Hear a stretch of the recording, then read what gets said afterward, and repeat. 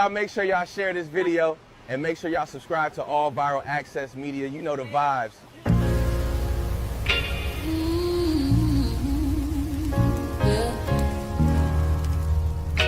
They thought we forgot, but we never forget. This one's for the rules. We built this land from dust and tears, 400 years, and we still here. They write new rules, but they don't see. Every freedom they got came off you and me. We planted seeds, they took the bloom. We lit the flame, they left the room. But we back now, no disguise. The spirit's woke, we realize all we want is what we earn. That sweat and blood, yeah, that table turn. You can't buy culture, can't fake that fire. This is our day, this is our ride. We happy. Say it loud, say it strong. We the heartbeat that's been here all along. Foundational Black Americans, stand tall. We ain't begging for nothing, we built that all.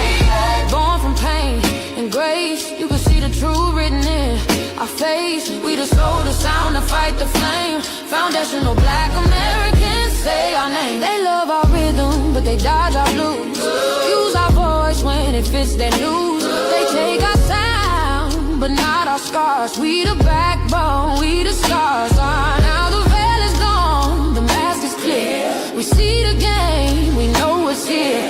No more silence, no more lies. We lift that flag and watch it rise. Rise up. We the ones that made this nation breathe. Our pain turned to power. Our roots are trees. We know world.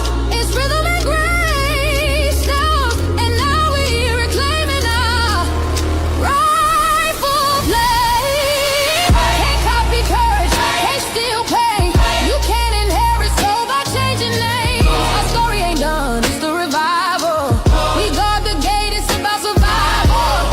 We FBA, say it proud, say it loud. The world dances on what we vow. Foundational Black Americans, still we stand, still we fight, still we demand. Every block, every song, we've been right here all along. The soul of a people strong and free. Foundational Black Americans.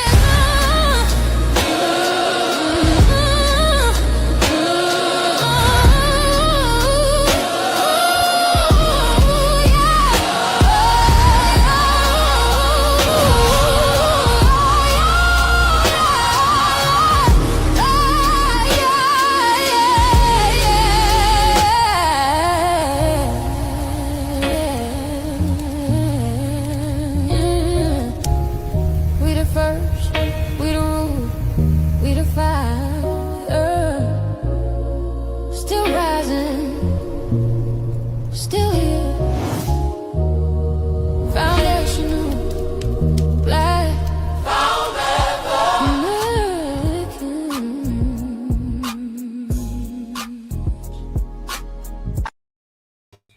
Shout out to Mike Larry, All Viral Access Media, for that beautiful, beautiful anthem.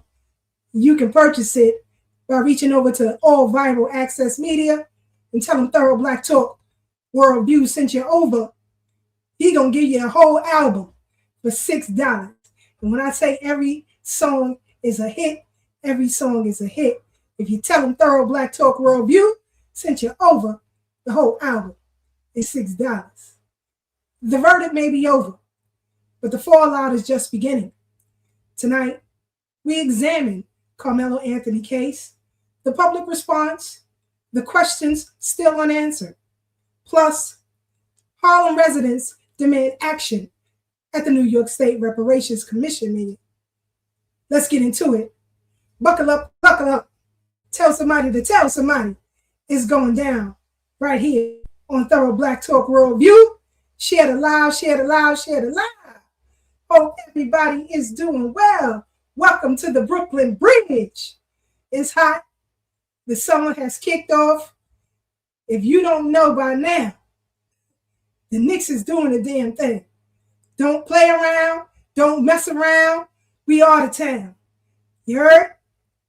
On top of that, a lot of summer events taking place. If you follow Brother Tad and myself, you've seen the stoop sets. You might want to pop up and pull up on a stoop set this summer.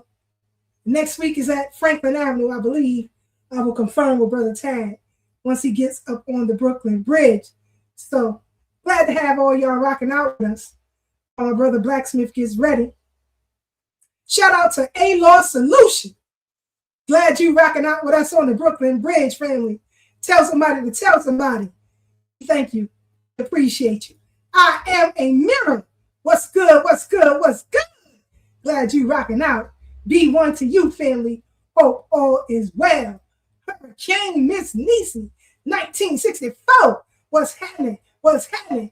Glad you subscribed to Thorough Black Talk Worldview, and I'm glad you chose your time to rock out with us on the Brooklyn Bridge. Welcome, welcome, welcome.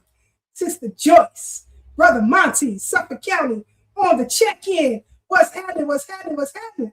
Let us know where you from, fam. Let us know where you from. Sister Tanisha Murdoch, what's good? What's good? Our regular Thorough Black Talk supporter. We appreciate you each and every way that you can, sis. We appreciate you. Thank you, thank you, thank you. Intrigue 1129. Good evening to you. Hope all is well with you and yours. Sister Farnessa, Alabama on the check-in. What's good? What's good? What's good? I'm rocking cowboy hat tonight. I'm in the Texas state of mind. You gotta be. In today's time, you gotta be. So we're bringing the bridge to Texas tonight. Naturally, me, 25. Peace and FBA to you, sis. Hope all is well with you. Glad you rocking out with us on the Brooklyn Bridge. Kimberly Power, 7337. What's happening? What's happening? What's happening?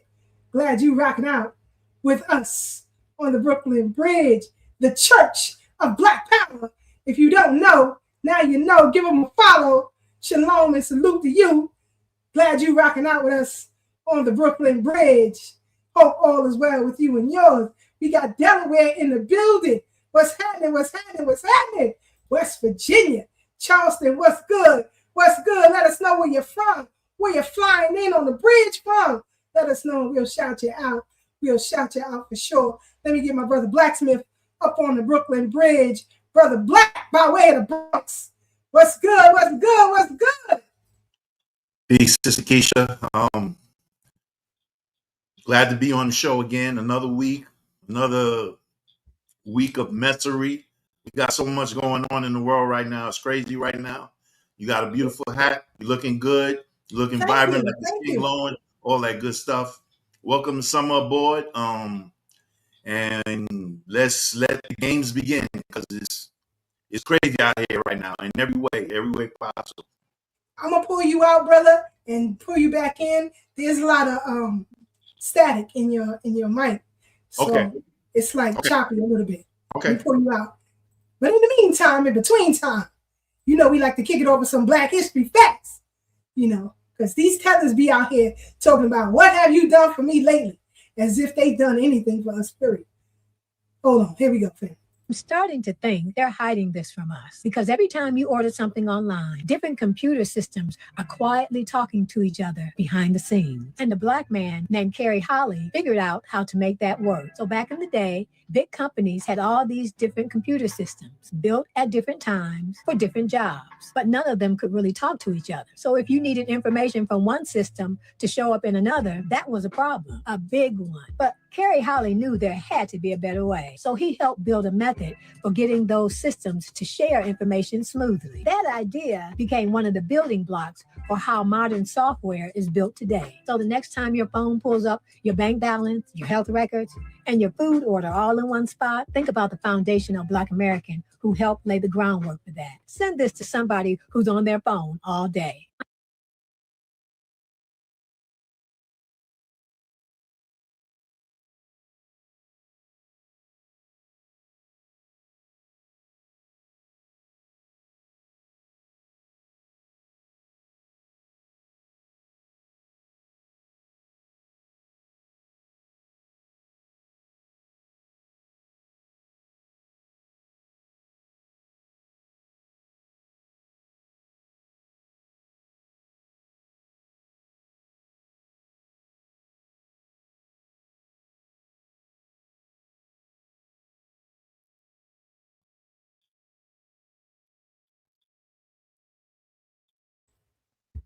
Sorry about that. Thank you for letting me know that I was muted. You was.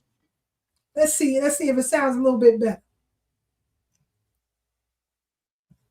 1 2 1 2 1 2. A little better. Go ahead. A little better. Okay. No, you were talking. You let me back in, so I had to say you were muted. People be sleeping. The Knicks was about to be done for last night. But this is the city that never sleeps. This is the city that never stops rocking. When I say it's a 24-hour city, it's a 24-hour city. So don't ever give up. In the last quarter, the last couple of minutes, stop playing with us. Stop playing with us. Okay? See, I'm rocking a hat. Rocking a hat tonight. Felt bad, San Antonio. No thanks. No, sir. No, ma'am. You got what you came for. You got what you came for, Webby. You got what you came for. And you can go back to France and cry like you usually do. Brother Blak, that's enough of me roasting. What you got for the people tonight? What you got? Pentagon earlier today. There was a hazardous material scare in the air over there. When I checked into it, by the time I found out about it and looked into it, they were saying it was a false alarm. But with so much going on in the world as we speak right now. Wow, it's still choppy. Is his mic all right, y'all? Or is it still choppy? Y'all let me know. Because maybe it's on my end. So put a 1 in the chat if his mic is still a little choppy. Y'all let me know. But in the meantime, Ally Davis said it's off, Brother Blak. Let me play this clip so the people know at least what you're talking about in case they haven't heard. Hold on. Okay. Oh. The Pentagon is currently locked down due to a hazmat situation. Now, Chief Pentagon spokesman Sean Parnell tells CBS News the Pentagon systems detected a, quote, air quality issue. 2 floors have been evacuated and a shelter-in-place order is in effect right now. The Pentagon is currently locked down due to a hazmat situation. Now, Chief Pentagon spokesman Sean Parnell tells CBS News the Pentagon systems detected a, quote, air quality issue. 2 floors have been evacuated and a shelter-in-place order is in effect right now. The Pentagon is currently locked down due to a hazmat situation. Now, Chief Pentagon spokesman Sean Parnell tells CBS News the Pentagon systems detected a, quote, air quality issue. 2 floors have been evacuated and a shelter-in-place order is in effect right now. The Pentagon is currently locked down due to a hazmat situation. Now, Chief Pentagon spokesman Sean Parnell tells CBS News the Pentagon systems detected a, quote, air quality issue. 2 floors have been evacuated. Okay. Brother Blak is going out. He's going to try to reboot his system. Sister Marcia, are you ready to come up on the Brooklyn Bridge? Let's get Sister Marcia up on the Brooklyn Bridge. What's happening? What's happening? What's happening? Peace, family. Happy Blacktastic Thursday. It's a heat wave in New York City. Go Knicks. Yes, indeed. I was one of them counting them out. My mama was like, no, leave the game on. You have to leave the game on. I was like, all right, mama. And then she's like, look. Too cute. Never that was a good game. Never count us out. It was a great game. It was a great game. And you know, I was home watching it, me and the hubby, and texting with my family who was at their crib watching it. You know, we had a good time, making jokes. You know, I still want to beat up, Wembenyama. I still want to beat you up, push you down the flight of stairs. That's he even from the last game, I was just like, yo, he's so disrespectful. And I wonder if it's like they're leaving him alone because he's only 3 years old, playing with big people, and he's just a giant, being all doofy and lanky, but it is what it is. Yeah. You know what? And all fun, just cracking jokes. I'm not putting hands on nobody. I don't scrap no more. I pull tricks. But unless you come for me, you don't got nothing to worry about. So absolutely. I'm not just joke. But you had people in the city who was acting a damn fool. Somebody hit him in the head with an egg too. In the back of the head with an egg. This is New York. Don't come over here talking crap. If we don't see you outside. Look at this foolishness. Hold on. There as the chaos unfolded after the Knicks win, with crowds flooding the streets around the Garden. What starts as a celebration quickly turns into destruction. You could see people smashing a taxi window, others hitting the car with a belt while chanting Knicks in 5. Some climb on top of trucks and light poles and throw city bikes onto mailboxes. Right there as the chaos unfolded after the Knicks win, with crowds flooding the streets around the Garden. What starts as a celebration quickly turns into... Like, this is nuts. You have people holding Palestinian flags up there. This ain't that. This ain't and that. I wonder, so they didn't give them the permit to watch the game outside for game 4. I wonder, this is where it's like, it's a conspiracy. They already know who's going to be winning and what's going to happen and stuff like that. Because then the mayor's office was like, no, we gave them the permit. We sent officers down there, yada, yada, yada. But that's where that whole conspiracy, like, y'all knew this was going to happen like this. And you knew the people, if there was more people, more eruption would have happened in the streets. So very interesting. And then too, listen, for out of towners, don't come to New York antagonizing folks, because you're gonna get it. Do not come to New York, especially Brooklyn. Stay the hell out of Brooklyn. But I'm just saying, don't come to New York antagonizing folks. You had this one dude who walking around with a Spurs jersey. This ain't that.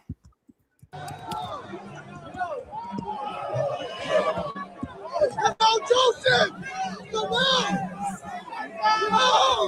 Yo!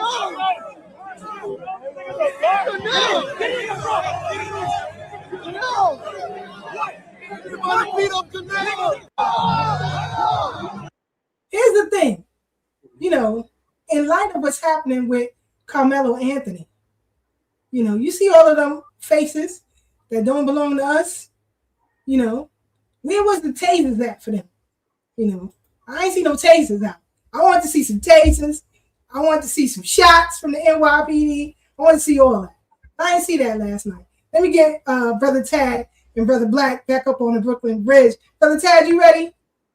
Very own Tad Talks in the OG Wisdom Podcast.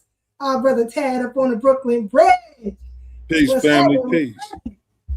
Ain't none. Can you hear me clearly? Loud and clear. All right. Peace, Sister Marcia. How you doing, love? You Gucci? I'm Gucci. How are you, brother? Brother Blak, how are you too? Absolutely. Blak, what it do? Peace to the family. Peace to the family. Peace, brother. Hey, Blak. hey, that's my brother. He loved me. That's showing Yes, love I right do. there. Yes, I do. Any UFO sightings? They come in now this weekend with the disclosure. The great disclosure. There was an alien named Chud, the butler that the builder that hit the hood and got his recompense. No doubt. You had it right. What y'all think about that one? Nah, that's good. Chud That's the butler. good. Sorry. Him and his man. What's the dude name? The dude who was supporting Chad. I don't remember. They all the same to me. They all racist dude dummies. Went out there supporting Chud and got jammed up, made terroristic threats to our young brother Cyrus family. And, they was like, yo, jam him up for terroristic threats. Thank you. I am Jake Lang. Thank you. I am Amiria. Thank you very much. But you know what? I want to, because you had a lot of community fallout from this Karmelo Anthony case. And I'm glad that someone was able to talk to some Black attorneys out there in Texas to really talk about some of the things that they saw wrong in this case. And we'll pull up some of those conversations. But I want to know from y'all, what is your overall feeling about this case? From the outset, I mean, we talked about last week the various inconsistencies and the breach of law that took place from the outset, right? With the judge knowing the family, with a jury not of his peers. I believe it was mostly white jury. You had some Asians in there in that jury, still not a jury of his peers. Also, the prosecutor, in calling its witnesses, there was no defense witness other than his mom. I just want to know from y'all, your overall feeling so far from what you heard from this case. Let me get my sister Breuck up on the Brooklyn Bridge. Sis, you ready? All right, welcome to the Brooklyn Bridge. Breuck in the building. What's good? What's good? What's good? Hello, can you hear me? Loud and clear. Wonderful. Hello, everybody. Hello, Brother Blak. Hey, Brother Ted, we missed you. You know what I'm saying? Hello, I missed you too, sis. Hello, Marcia. Hello, Keisha. You know, we always in contact, so it always feels like a continuous conversation between me and you. Yes, so I don't want to step on the toes. I know what you was about to get into, but I'll wait because you know how I am. Can I go first, Sister Keisha? Yes, we do. Sure, go take it first, Blak. Okay. Go ahead. Take it first. Like you said, something you didn't mention that you talked about last week, and I was thinking the same thing, and I didn't say it because you already had said it. They were supposed to change the venue because in them kind of small towns, especially if you grew up in that area, everybody knows everybody. You know, it's not like a Chicago, New York, LA type place. These are towns. You know, they're not small towns, but they're not big cities either. So they're in the middle somewhere. I believe Frisco has about 200,000 people, and it's grown 450% since the year 2000. So if you from that area or you in that area, you probably know all the people that you know from when it was a small place. And so they should have changed the venue because he wasn't going to get a full trial. So at the end of the day, it actually winds up working in his, even though he's going to have to do a little time before all the appeals and all that other stuff take place. It works in his favor because all of the discrepancies that you already defined that don't need no knowledge of the law to know was all effed up in the first place. So this was a kangaroo court. Those decisions should be thrown out. And I believe that with the weight and the gravity of everything that happened, that we shouldn't even be appealing in courts. We should be appealing to the president. Just like how Obama said, if Trayvon was my son, he would look just like me. Trump can address this and right that wrong. And that would get most of the black people on his side. With that said, I yield. Sister Marcia, any thoughts?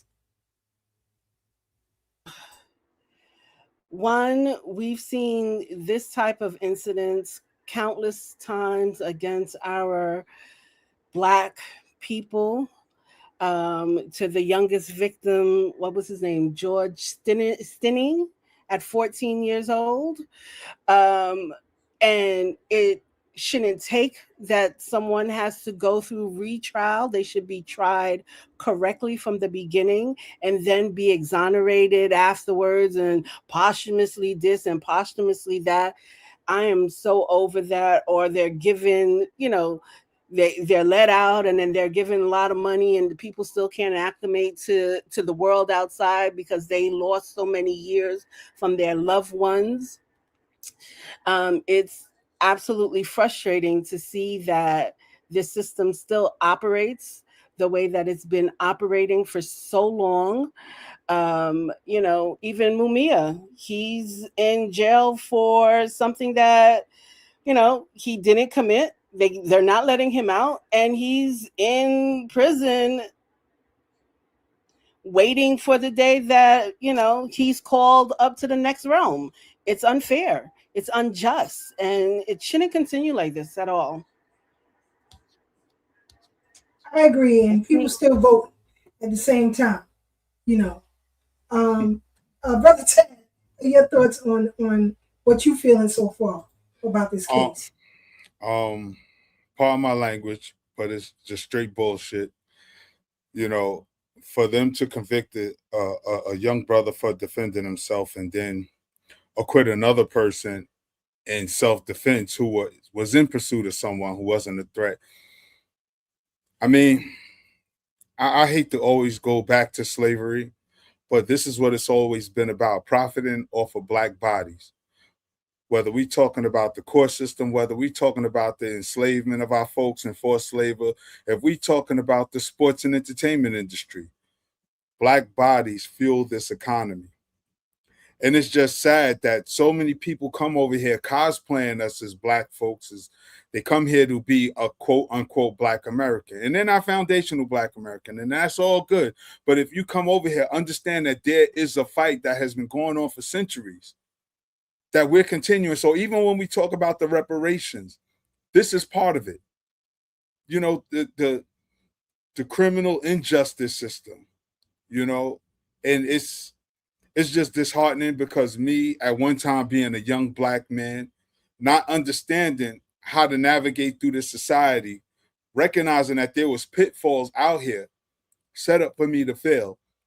And since I didn't fall for it, I have the wisdom to grow up and try to share with young people coming up behind me, which I feel is my duty. But then you have people trying to thwart our efforts. You have people acting like they're politically astute and like they not have knowledge of the law. And this shit is a slap in our face. You know, I have 3 sons. I have 3 Black sons, and I'm glad they're productive young men.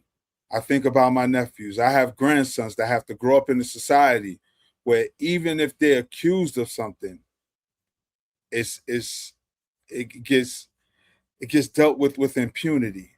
I mean, our little brother was murdered for water. They keep talking about what's the white boy name that got stabbed? They acting like he was the only aggressor, not acknowledging the 3 other people. They were about to jump him, and he was fleeing. Austin Metcalf. Yeah, him. Not even to mention, they seldom talk about his dysfunctional family. Because if you can remember when it first happened, the father wasn't even there. The mother didn't want nothing to do with the father. Don't sit with us. Don't stand with us, nothing. Stay away from us. But anytime it's something with our children, they want to talk about a distant cousin who was locked up for jaywalking or something. You know, they always try to associate our existence with criminality. And with that, I'm going to step off my soapbox. Before the next person speak, real quick, I want to say this, Sister Keisha, real quick. Mm-hmm. Basically, this is the case of what Judge Taney told Dred Scott, which is the white man don't have no bounds to respect anything a Black person do, even in self-defense. That's it. The dictum of Judge Taney, or part of the dictum, was no Negro has any rights that a white man is bound to respect. But put it in context, sis. Put it in context. Here's the thing. According to law, we are no longer enslaved. According to law, no one is escaping to freedom. You know, our brother Sanford was a free Black man on free territory. So to have what happened to him, and this is a part of what I mean by free Black people kidnapped and sold into slavery. This is one such story that a lot of people don't look at, right? You know, everybody is focused on that dictum. But let me be perfectly clear. We're going to defend ourselves by hook or crook. By hook or crook, we're going to defend ourselves. Nobody is running from you people or any people. We're not playing that type of game. You know, I'm going to play 2 clips. And it's something that Brother Tad said maybe about 2 weeks ago.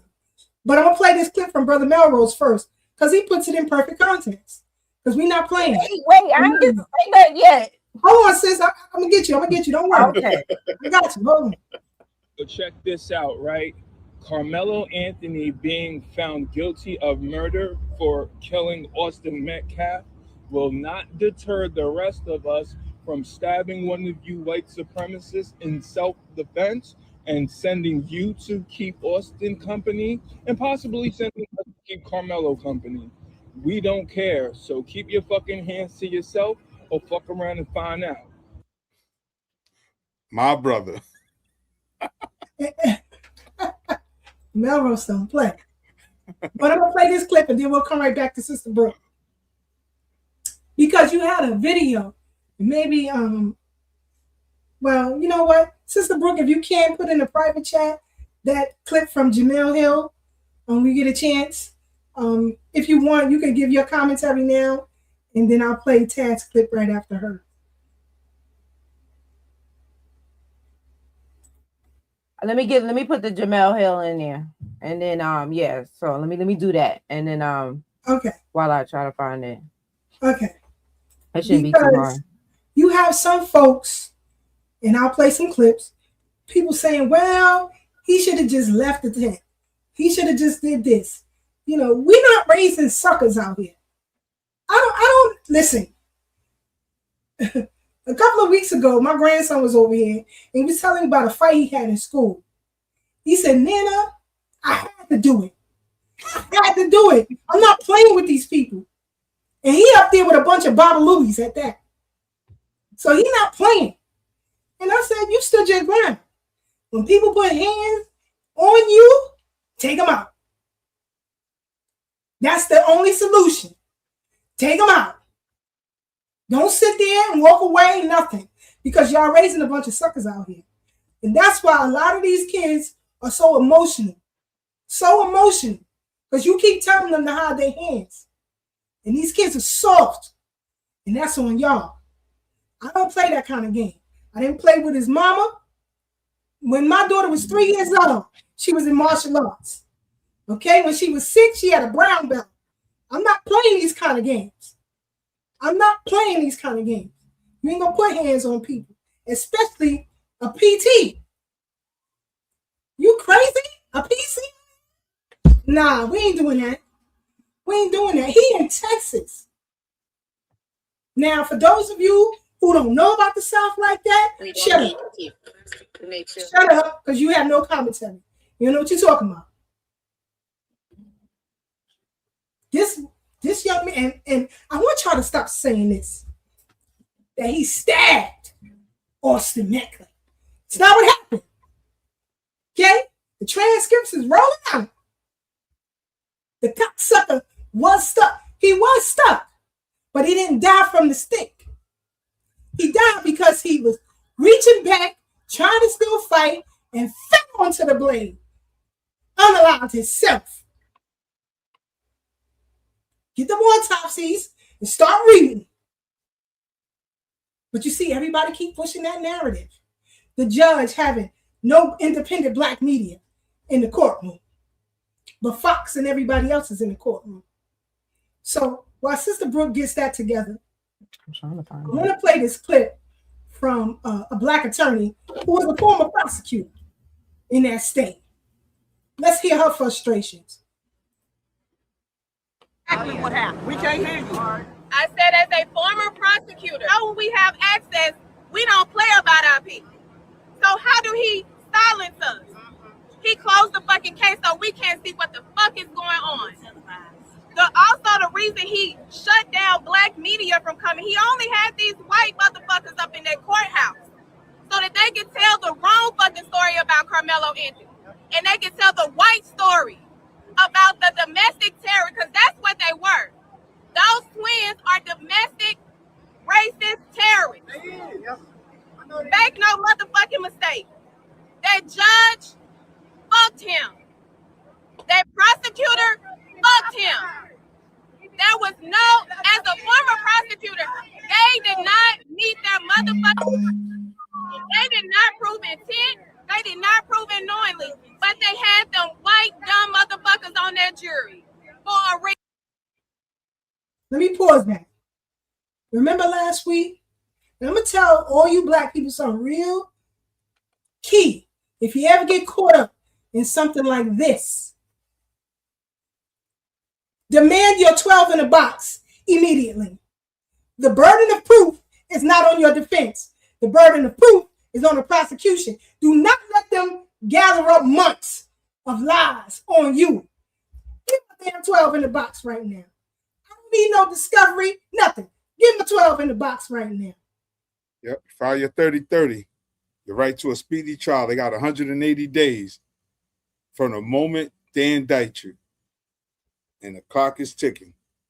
That's right. And bring your 30-30 with you.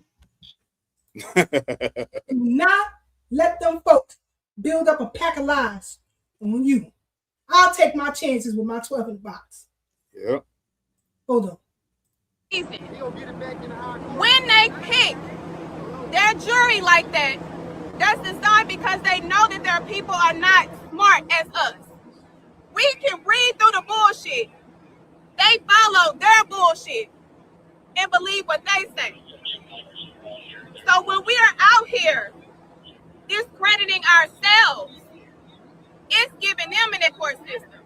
They silence us from having access. Had these people out here like a fucking Hunger Games to have access to a trial that set Karmelo up to have an unfair advantage. When you see that motherfucking prosecutor, ask him, why do he have a settlement with the civil case for harassing 7 white women at this fucking office?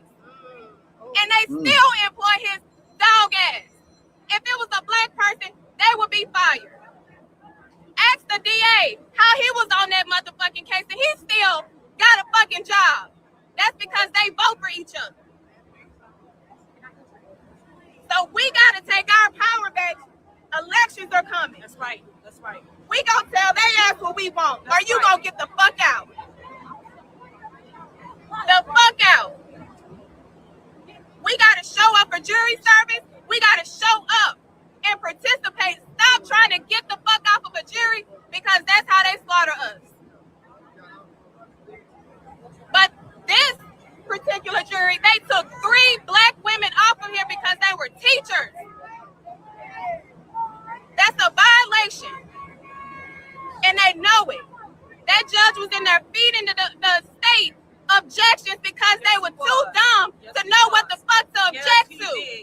I ain't never seen no judge do no shit like that. He got too much fucking experience, over 40 years as a fucking prosecutor, and you don't know how to fucking object? And you got this judge up there helping you on such a big case? This is his life. Gonna retire too. That bitch got that money. This was his life.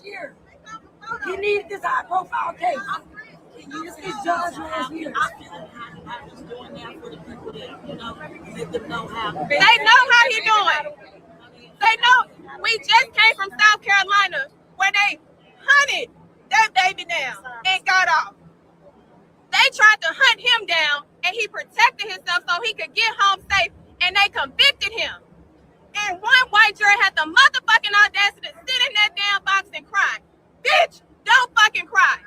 It's too late for your tears. Your tears was needed when you was back there deciding within 30 fucking minutes of his life. He gave that child 35 years. It's the reason they did not call Hunter to testify. Because he was problematic. He has been terrorizing that school, terrorizing students from other schools, and if they put him on that stand, it was going to come out. And the teachers.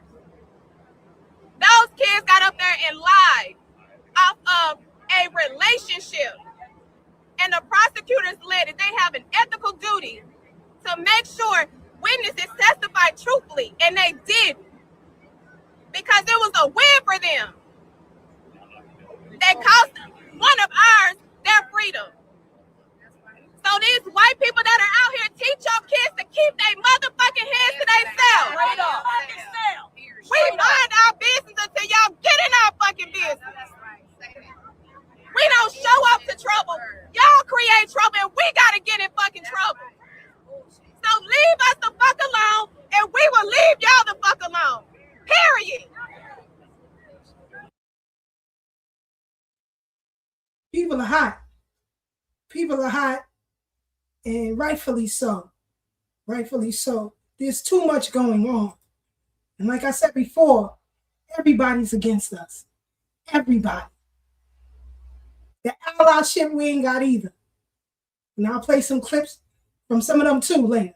Sister Breuck, your thoughts so far and your feeling with what's going on, because, you know, but I'll let you talk about it. Brother Devine, are you ready? Or should I give you a few more minutes? Brother Devine, the president of the U.S. Freedmen Project up on the Brooklyn Bridge. What's happening? What's happening? What's happening? Good evening, good evening, good evening, family. What's going on? All is well. All is well. Hello, Sister Breuck, Brother Blak, Sister Marcia, Brother Tad, and the OG, Sister Keisha. What's going on? All is well, my brother. All is well. I went to Texas. All is well, my favorite Brooklyn Net. My hat tonight. That's right. That's right. So Sister Breuck, give us, you know, your perspective. And also, if you can, expound upon some of the things that we were doing behind the scenes to try to intervene here. Go ahead, Sister. Yeah, so while we were on live last Thursday, I was already writing a letter to the state attorney general, to the senators in their district, to the Congress people in that district, and to local Texas press and to national press, because once I started seeing that a lot of the representatives were Republican, I knew that there could be a window of them ignoring the thousands of emails I foresaw them receiving, and so I figured that it would be a good idea to get the press to have them CC'd on said email so they can receive the same amount of emails that the state attorney general was receiving. And that was an email, you know, letting them know that, you know, that his Sixth Amendment right was being violated because this was not a fair or an impartial jury. And, you know, and so, you know, that's what the letter was about. And so we were behind the scenes. I'm in every space, you know, that would allow me, because it was very interesting. Some spaces that seem to be pro Karmelo would be blocking me from promoting the emails to be sent to try to get him either a change of venue or a new, well, that was basically a change of venue and correct jurors. So that's very interesting to me, that there were people. So that let me know that there are people that are pretending like they're doing something for this case. And that just seems to be all the way around. Either there's some people who, I'm going to tell you what annoys the fuck out of me. People who are sitting there talking about this case like they were in the room, like they know stuff, coming out, saying information. So now when I'm trying to gather the people to do something from our end, I don't even know what to trust. Because you guys are lying. If you don't know what the fuck you're talking about, or if you're not sure about what the fuck you're talking about, just say, I'm not exactly sure. I was in the room, but I didn't know. I didn't hear. I didn't talk. People talking about all the, you know, the appellate, they have this lawyer and they have that lawyer, and you don't know shit. We was getting me and Keisha sitting there talking about the picture that you guys have been lying about. It's not even true. This is the kind of information, like, it's rough to be able to do things to try to help when you're not getting accurate information. And I respectfully wish that people would sit the fuck down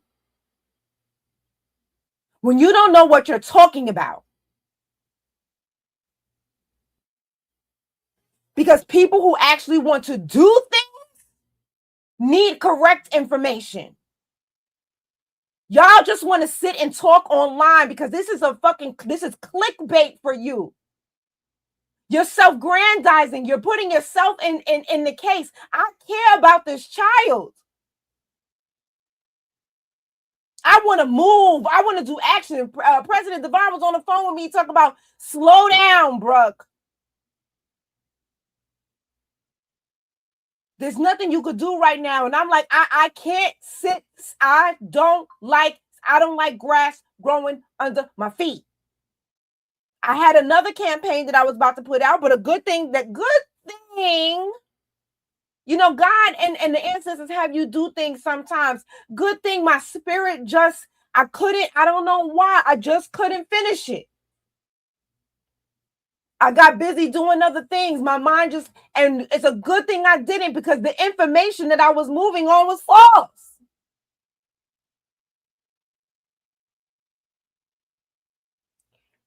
That annoys me. So if you don't know what you're talking about, it's okay to say, you know, I'm not exactly sure. We talked about this last week when people talk about $800,000 for reparations. If you're not sure, just say that. You don't got to know everything. People aren't going to shoot you if you don't know everything. They don't do it to me. And there's plenty of times when I'll be like, you know, I'm not 100% sure on that. Please, don't be too big to say, I don't know. Second, why you going in and out? Like You going in and out. Maybe you need to move closer to your mic. Why they didn't hire her? She seemed like a junkyard dog. That's the type of lawyer you need. I don't know if you've seen the video that came out where he was sitting there talking about the actual lawyer on the case was sitting there talking about, oh, if you want a junkyard dog who doesn't get along with people, yes, that's what the hell we want.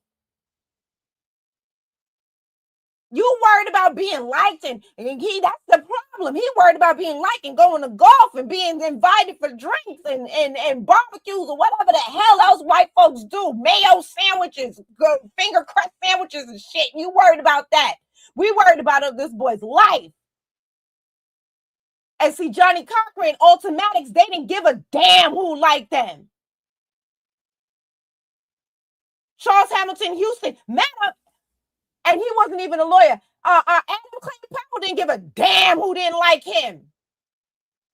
He did what the hell he wanted, how the hell he wanted to do it. And for the lineage. Everybody else, be damned. Yes, we need somebody who's going to fight this case with vigor, not lay on their ass. And that's exactly what he did. So again, why they didn't hire her? And I'm going to be honest, I've been trying to give the family grace. But why you didn't hire her? This is where... Did you see a white man and think that his ice was colder? Did you see a white man and think that he could do a better job than them? Did you see a white man and forget that you're in the state of Texas? Did you see when you saw this white man, did you do your due diligence to find out what kind of cases that he's fought in the past? Because from what I'm understanding, he fights for police officers, for janky police officers. Did you check his past? Did you check his record? And I know hindsight is 2020. I'm trying to give you grace because that is your baby. And I know the pain of regret and remorse has got to be enormous. Yeah, Sister Brooke. But I want to ask Sister Keisha, given all of this that we know, is there a strong possibility that he can come back on appeal? Yeah. If he had, let me go on. Absolutely. Here's the thing. How long will they push that appeal on the calendar? You know, right. You do need a junkyard dog. And here is where the addiction to celebrity comes in. Did y'all see the video where Charleston White said he told the family or the father that he was going to get, his son was going to get off with this white lawyer? Then he called him back and apologized, cop and please. Did y'all see that? No, I didn't see it. I heard about it, but No. I didn't see it. Y'all know we don't play over here. Y'all know we don't play over here. I feel stupid for even calling you, trying to make you believe what I believe. Because I really believe that, fam. You did it. Nigga, I don't went against my own people trying to convince black people, white people is good, homie. But all white people ain't bad. Why? I ain't never met a bunch of bad white people. So when I saw all white jewelry, I called you and told you, have no fear. White people ain't that bad. I had faith in that all white jewelry, didn't I? Thanks. Didn't I? Man, listen, I feel horrible because I tried to strengthen your faith with my faith in white people, homie. I told you, man, that white jewelry go do right by us. I told you that, homie, and I believed it. I feel foolish. I feel stupid for even calling you, trying to make you believe what I believe. Because I really believe that, fam. Nigga, I don't went against my own people trying to convince black people, white people is good, homie. Only to look like a fool in such a case. Yo. Who does he work for? Right. Well, he just told you who he worked for. He just sat here and told you. He told us who he worked for. Even when he came in posing as a quote-unquote character, always have negative things to say about black people. Always have negative things to say about black children. And he says Charleston White is a character. He poses himself as a real community activist, changing laws and getting legislation passed. But I knew he was fraud and full of shit when he laughed at people who lost their children. When Gilly's son was deleted, he laughed and made fun and then call his son Gilly. Don't you wish you could do this? Hey, son, how you see? There has to be boundaries in certain things. If you're a character, be the character. But when real things happen, when death happens to black bodies, you got to be serious. You sitting here playing with gangsters, and you watch how Charleston White's story ends. And I'm not wishing it on him. I'm over 50, so I've been around long enough to watch how people who play story end. Shout out to Wendy Williams. She built a whole career playing with people. You seen how her story's ending. See what's going on with Puff. You see where Suge Knight is at. Being like this, being negative just for attention, like this shit never ends well. It doesn't end well. And nobody got him yet. But watch when it happens to him. And it's unfortunate because it's going to happen to somebody he loves, somebody who's innocent. Because these games, well, how dare you tell somebody to put their faith in the very people who put us in these conditions, who created these conditions for our children to get deleted or get railroaded. Like the foolishness of Charleston White. And he always act like he's more smart than he's an asshole. And I'm going to stop right there. I want to pivot before we move on to the case of Tyler Chase Butler, the black dude that was in the military that shot them white boys. He killed one. They're playing ding dong ditch, and they was actually trying to do like Biggie and kicking his door while his family was there in the morning. Right. We got to put focus on that in light of what's happening now because he's still in jail. And this is over a year ago. The trial was supposed to start, I believe, in late April, and it got stayed. But in that 30-30 motion, people be playing. They underestimated that 30-30 motion. Yo, 180 days, take me to trial. 180 days. You put in that 30-30, you ain't sitting for no year or two. They got you think you strong. You think you got me? All right, 180 days. Let's go. You file that motion for a speedy trial. Let's go. But again, we partying, we playing, we want to be entertained, and we don't have the luxury. So I sit and watch black people who try to talk down on us repping our foundational black American lineage. But everybody's trying to stand on our shoulders. As Sister Keisha said, they leaning on us. And this shit that we talking about right now is part of the history that we're fighting against. Because this is nothing new. This is a rerun. This is a repeat. You know what I'm saying? And we tired of it. But then who represents these people? Who represented Ricky Child? Wasn't one of us. And this is the shit we talking about. Because a foundational black person with morals would have just told Ricky Child no. And they probably did. And he found somebody who looked like us but ain't us. That's why Kendrick Lamar's song was so big. They not like us. You may look like us, you may cosplay us, but you ain't one of us. You ain't from the soil. You're a Johnny come lately, regurgitating our talking points. From that lawyer to Dr. Umar Johnson. Everybody want to go against us, but then they start stealing our talking points. But again, I'll pass the mic.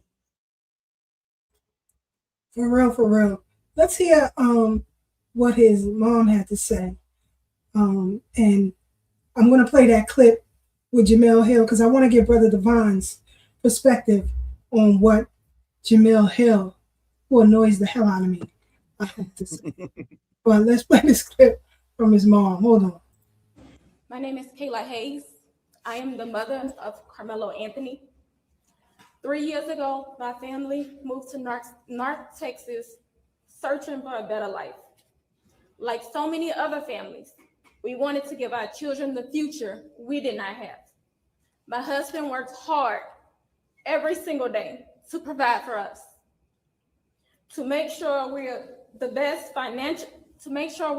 financial position possible. As a stay-at-home mom, I made it my life's mission to ensure our children are loved, nurtured, and supported every step of the way. In wake of this tragic incident, our family has been under attack. Whatever you think what happened between Karmelo and the Metcalf boys, my 3 younger children, my husband, and I didn't do anything to deserve to be threatened, harassed, and lied about. The lies and false accusations that have been said about us, especially over the past week, has been overwhelming. The lies and their amplification put my family in danger, as well as everyone in our community, everyone involved in the investigation, from the police, the attorneys, and the court staff. Our address and my husband's previous employer's address has been put on all social media platforms. My husband had to take a leave of absence because he's afraid what may happen to our family. His mental health is deteriorating day by day. We have endured death threats. My 13-year-old daughter is afraid to sleep in her own bedroom because she's fearful of what may happen to her. And let me be clear, the claims that were used about the public donation to buy a home or anything else are completely false. We have not received a single dime from the Give, Send, Go fundraiser. And the co-founder has stated that clearly. In the reality, we were just notified yesterday that we could begin to withdraw funds. And it still takes several days to receive those funds once a request is made. I don't know why we are being targeted and discriminated against before a fair trial. Our son deserves the same rights under the law that everyone is afforded to. He's been raised in a 2-parent home with structure, stability, love, and we put God first in everything that we do. We believe in the Constitution. We believe in the laws of this state, but those laws must apply to all of us, not just some of us. To be clear, we will not speak publicly about specific details of what happened under the tent on that rainy and awful day. There's an active investigation that everyone involved wants to be full and fair. We believe in the legal process and that is where the truth will come out. To the family who experienced the loss, my heart truly goes out to you. To those who have supported my family, thank you from the bottom of our hearts. We ask for your continued support, patience, and prayers as we navigate this difficult process. Thank you. I had to play that just so people can see, because the accusation that's been floating around on platforms like X and TikTok, that they bought houses and cars with money raised, and should have spent money on a better attorney. When you don't know law and politics, which is the two mechanisms that guide every move we make in life, when you don't immerse yourself in the understanding of that, you believe that those with degrees know more than you. And so a lot of people get tripped up when it comes to legal representation. A lot of people behind that wall right now because they believe. It's the same with the medical establishment. You believe what you're told unless you immerse yourself in what's happening with yourself or your illness. You believe it. You don't know which questions to ask your physician. You don't know which questions to ask an attorney to find out if he or she is capable of representing you, right? And so a lot of people get tripped up. This is not the only family to do. I want to play this clip with Jemele Hill, and we'll come right back with our brother Devine's perspective. I don't like her. Let me just tell you right now. But anyway. Yes, us, especially to teach our young Black boys, because we have definitely seen this in our community where the slightest of things has touched off something that can't be reversed. So we need to be having conversation with our young Black boys about emotional regulation and decision-making and discernment and wisdom. And those are not easy conversations to have in a world that sees them the way that they do, but we have to have them to save them, to preserve them. We have to have them. Let this be a lesson to us, especially to teach our young Black boys, because we have definitely seen this in our community where the slightest of things has touched off something that can't be reversed. So we need to be having conversation with our young Black boys about emotional regulation. And that's it. That's enough hope. Brother Devine, your perspective on what Jemele Hill said as it relates to this case and Black boys, and they feel it. But go ahead. So, just to get her out the way, never forget that Jemele Hill was a part of that article that went out where it said Black men are the white men of Black America. Right. So let's just put that out there. What I want to talk about more specifically, though, is that press conference with the family. And also, I saw a comment as it was going on, and this is no shade to the sister, but this for me is an example. So when I was looking up the backgrounds of the family, it was stated that Karmelo Anthony, Andrew Anthony, his family is from Louisiana. But somebody in the chat said that, I think the person, Divine Woman, said that his dad is a Puerto Rican from New York. And so that could be something that's gotten confused with Karmelo Anthony, the basketball player, which we see happens when you do a light search with AI and stuff of that nature. But that is emblematic of what Sister Breuck was highlighting earlier. There has been so much information that people are even if they have good intentions, are sharing as if it's good information. And it can be bad information or misinformation without bad intentions, but at the same time, it still does the same amount of damage. And we also have to be aware of the fact that some of this information is being intentionally put out there by the white supremacists, right? Like this is what they do so that you can take the bait and then start spreading it so they can say, well, look, they're spreading lies. So I just want to put that out there first. But regardless of what his ethnicity is, and like I said, I've seen and looked up and seen that he is from Louisiana. His family's from Louisiana. And it can come down to, I'm not saying there's right, wrong, or indifferent. But for my tastes, I would have much rather had Karmelo's dad be the spokesperson for a statement such as that, to get the facts out. I understand about, the emotional appeal and things of that nature, but I think we have to come to grips and the reality that you cannot appeal to someone's better angels that do not exist.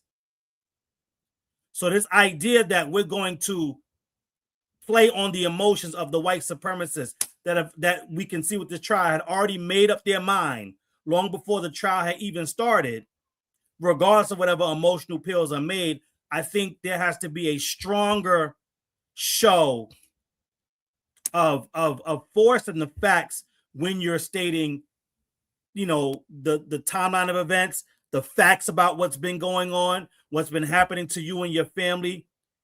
And he's standing right there, right? If he wasn't present, that's another issue, but we could address that and understand why she's taking the lead. At no point should he be there wiping tears in a statement like that, in my opinion, right? In my opinion. And so I think that's what's one of the things that troubled me, and it kind of just leans in to Jemele Hill's statement and kind of piggybacks on to another statement that we saw when we were on Church's platform yesterday, where someone in the same vein as Jemele Hill, Jasmine Crockett, comes out, addresses the case after the verdict comes down, right? So not before, but after, and makes it about Black women that are affected by the loss of Black males, not men, not boys, but males. And so this is right in line with the feminist agenda for our community. To make this about he couldn't control his emotions, it can only be an agenda because no facts or transcripts from the trial show that this was a dereliction of emotional duty. In fact, Karmelo Anthony showed extreme restraint by everyone's testimony. He was verbally assaulted over 15 times by Austin, who had no power or authority to tell him to move. He then gave him another warning. And we know that warning. Listen, you can run your mouth all you want. Just don't touch me. And had there been no touch, then there'd be no smoke. Nobody moved, nobody gets hurt. But Austin, piggybacking on what Blak said earlier about the Dred Scott decision and that notion of white supremacy when it comes to Foundation Black Americans in this country, still thought he could touch him with no consequence. And even then, it wasn't an emotional crime of passion. There were not multiple stab wounds by a weapon of mass destruction or a deadly weapon. We're talking about a Swiss Army knife. I had that when I was a Boy Scout. There was one accidental stab that wound up being a fatal blow. And all of that even me without a law degree at all, knows that that does not rise to the definition of how Texas defines murder. And so going to close this loop with based on what you have said, Sister Keisha, and what Brother Taz said about the speedy trial, and just understanding how a judge can insert the opportunity for lesser charges when it comes down to jury deliberations. What I just found out early in Texas when I looked it up on the appeals process is that had he been convicted of manslaughter, which could have been reasonable based on what we saw due to the failure of his defense team, right? That is more logical charge. He would have been eligible for bond during the appeals process. But because he was convicted of murder, and in Texas, if you're convicted of murder, even on an appeal, you got to do time until that appeal comes up. And so none of this stuff has happened in a vacuum with the way this was set in motion from the start. And so I believe all of it is a part of a larger scheme that we have yet to see what the ultimate goal or potential goal would be. But all of this stuff is not coincidence in the way in which this has been handled, laid out. And the last thing I'll say on this is again, we are moving to give this family grace. But I do not fault Charleston White for being a clown-ass agent. But I will fault any sane man, and a father at that, whose son's life is in the balance, and you listening to this clown-ass motherfucker on anything? I don't even want to know where he thinks a good place to eat is. Where the nearest bathroom is at. And I really got to go. I don't want to know if he knows which way is left and which way is right. But you took some type of legal advice from this clown-ass motherfucker who, even without being an agent and a snitch, is just a court jester online? A rage-baiting troll at best? I wouldn't even took that call that he showed him taking.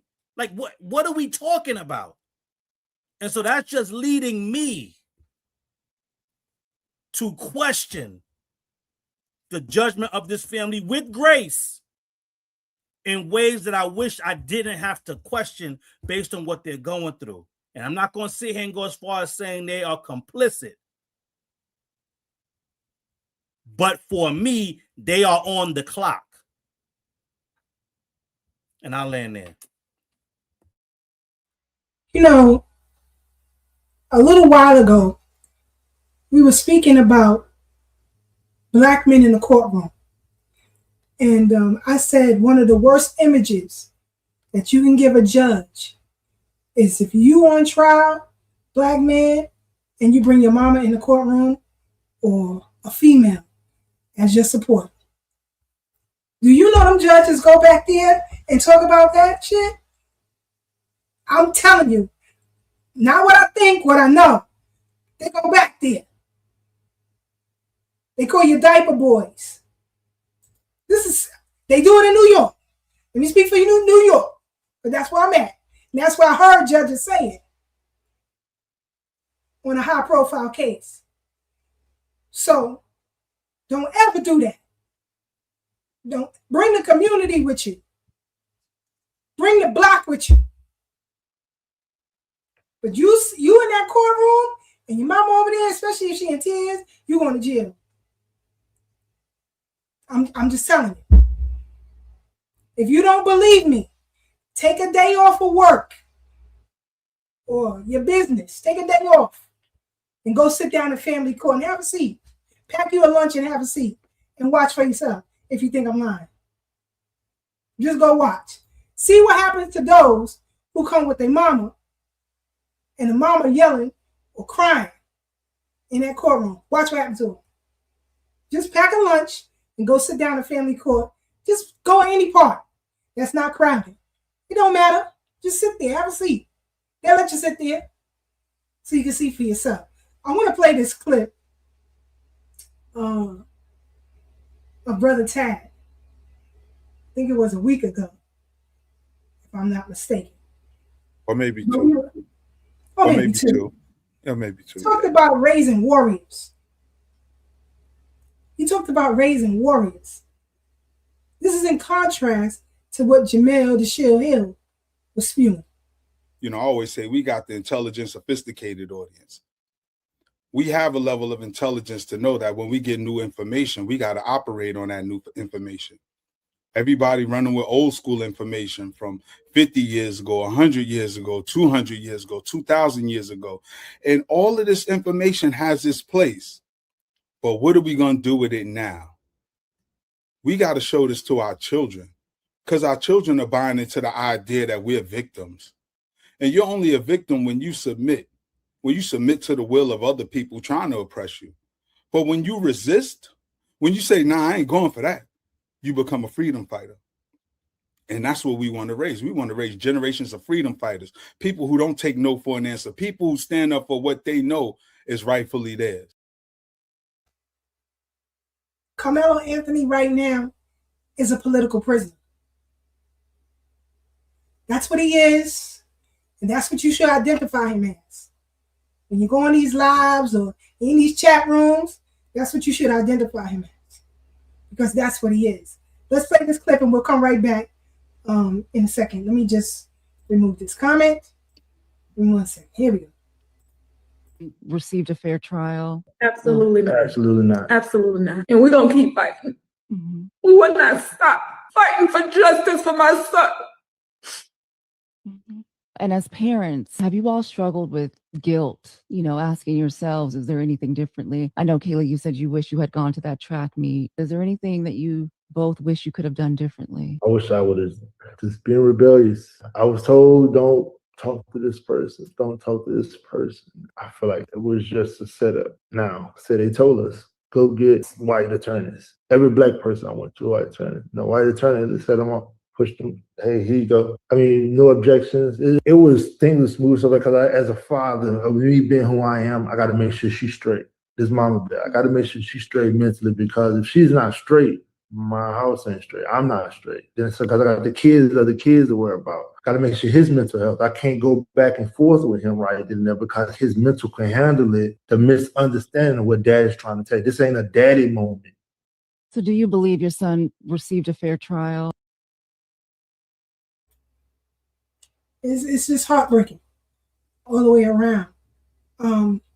Thank you, Sister Breuck, for that. I was actually looking for that clip, and I couldn't. It's in my repertoire of stuff over here, so I couldn't get it fast enough. But I want you all to remember. Matter of fact, let's play this. I want to come back with Sister Breuck. Hold on. 5. And the version of events that he described looks nothing like what the prosecution told the jury before. Howard said Karmelo woke up late that morning, he drove to school, got on the bus with his teammates, and arrived at Kuykendall Stadium for the track meet. But Centennial High School, for reasons that remain unclear, did not have a tent that day. Every other school had one. Centennial had nothing but a tarp, so Karmelo was looking for shelter from the rain when he spotted someone he knew inside the Memorial High School tent. His name was Edwin Parra, a close family friend of Karmelo's girlfriend. Karmelo went in to say hi. He sat with Parra for 5 to 10 minutes. He was relaxed. He was in a normal mood. He wasn't looking for trouble. Then Austin and Hunter Metcalf saw him. Here's the detail Howard wanted the jury to feel. Karmelo Anthony is 5 feet 8 inches tall. He weighs 135 pounds.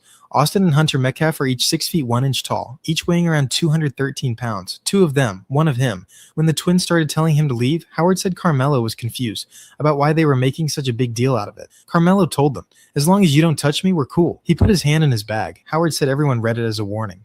Austin looked at him and said, I know, you ain't got nothing in that bag. The Memorial students started standing up. A fight was forming around him. And then Austin made physical contact first. In that split second, Melo has a decision to make. He stabbed once. He ran. He didn't stab again. He dropped the knife. He didn't hurt anyone else. When police caught him, he didn't try to escape. He stood there and told them exactly what he did. Political prisoner. So we should identify him as such. from now on. Sister Breuck, your thoughts? Because we're getting ready to move into the reparations sect, but for someone who's actually worked with children, of which you have, if you can compound all of that with your feeling, I'd like to know about it. I'm going to start by agreeing with President Devine. Now is not the time for tears. You know how we sit here, we make jokes about how delicious white tears are? They do the very same. Every time she gets on TV and she's crying, they are loving it. They are reveling in it. They are sopping her tears up with white mayo-infused biscuits. I need everybody, especially foundational Black Americans, because I'm going to be honest with you, I don't give a fuck about anybody else right now. Because we're the ones that are being attacked. While other people who may have the same hue of melanin as us that are testifying against him, going out there and talking about how he got what he deserved. So I only care about us right now. I don't give a fuck what anybody else does. Stop getting online crying. And let me tell you something, as a person who worked with kids, I have to get my emotions together before I come on live. As a matter of fact, sometimes people got to get me together before I come online. But I'm not going to do it. Not when it comes to that. Because I refuse to give them the satisfaction of my Black, foundational Black American tears. They don't deserve it. And I will do everything in my power to not give it to them, including turning off the camera, running behind, whatever I got to do, I'm going to do my best. So only come here with strength. So we have to stop doing that as a collective. Stop thinking when you get on camera and you cry that you're not appealing to anybody. They don't care. They've never cared. And they won't start now. I said this on Church of Black Power last night.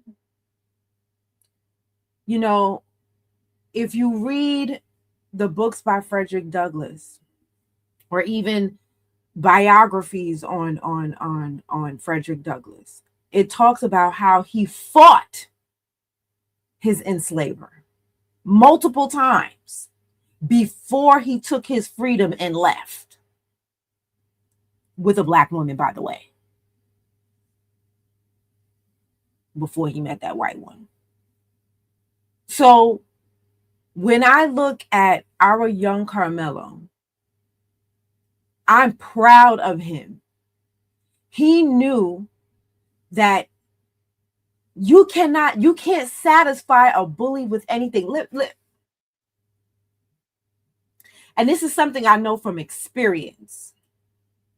When you have a bully, whether it's a girl or a boy, you cannot love them enough. You can't love them to stop bullying you. You can't be nice to them to stop bullying you. You can't pay them to stop bullying you. You can't beg them to stop bullying you. There is nothing you can do to get a bully to stop fucking with you except to buck back. When you buck back, a lot of times they will have more respect for you at that time. And there's a chance that you guys can leave there as equals. But when you turn your back and you walk away, you risk the chance. Jamel Hill, where did you grow up? Because I know the fuck it wasn't in Brooklyn. Detroit. Detroit, she making y'all look bad. Because I know people from Detroit and they don't move like that. So she making y'all look bad. They real with it. What up, though? So, you know what I'm saying? So, but she making y'all look bad. Thank God she ain't from New York. We taking enough L's. Except for the Knicks. Shout out to Detroit. Shout out to DJ Copacetic hosting me on Twitch tonight. But go ahead. So, when you can't turn your back. Let me tell you, that's Brooklyn rules. You don't turn your back on a fight. That's when they hit you in the back of the head. What you talking about? And now you ain't see it coming. You don't. So he did what he was supposed to do. And I'm proud of him. And like Melrose says, don't think because you gave him 35 years, it's going to stop us. We have never stopped defending ourselves, even during the time when we were enslaved, hence Frederick Douglass. There was always been the ones among us that fought back, women and men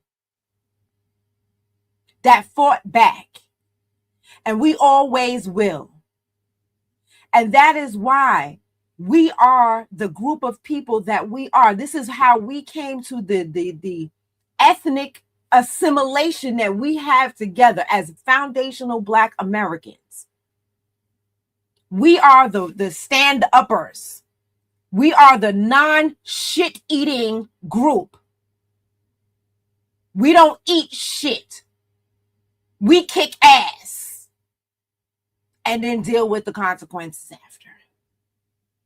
And that's just what it is. And that's what I would tell any student. And that's what I have told students of mine. Stand up.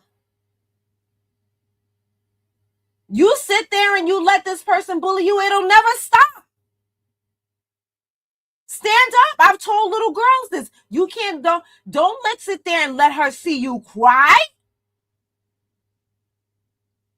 Stand up.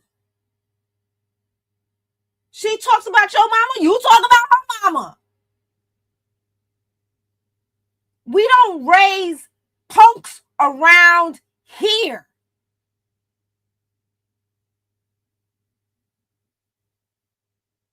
And this is why I think it was Church last night, Church of Black Power last night, who was saying, you know, we were bred different. You know what I'm saying? The strongest of us were bred with the strongest of us. And then I just want to interject that not only are the strongest of us bred with the strongest of us, but then the weakest of us left and went to Liberia. So we got them the fuck up out of here. And the ones that stayed are the ones that never run, never will.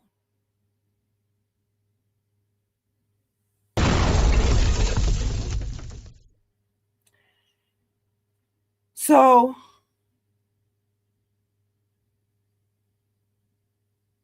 though there are things that are coming out that give me pause, like from what I hear, you know, about him being the venue being the prison where he is being held, he's been moved. I'm concerned. I don't even want to say the thoughts that I have online. But I want you to understand that everybody who's having those thoughts, I'm having them too. But we must remain strong. We must remain positive, and we're going to do all that we could do. As soon as I understand what the facts are, I will try to formulate a plan, because I don't I'm be honest. Here's where I'm going to be honest. I don't know what to do right now. Because too many of you people come up here lying. I don't know what to do right now. So I'm going to be still and wait for actual facts to come out and wait for the ancestors to tell me what to do. Because I don't know what to do right now. And don't worry. It's gonna come. It's gonna come. You'll be hitting me up late at night. Right. She'll be hitting me up at 4 o'clock in the morning. Yeah, so right now I'm not gonna lie. I don't even know. I don't know. Because now they said that the pictures is not true. So I don't know. Yeah. All right, I'm done. Because right now, the Asians is burning crosses in Chicago. In 2026, we are burning crosses. Whoa. And the idiot did it next to a tree. He's trying to set down the whole park on fire? And it's controlled.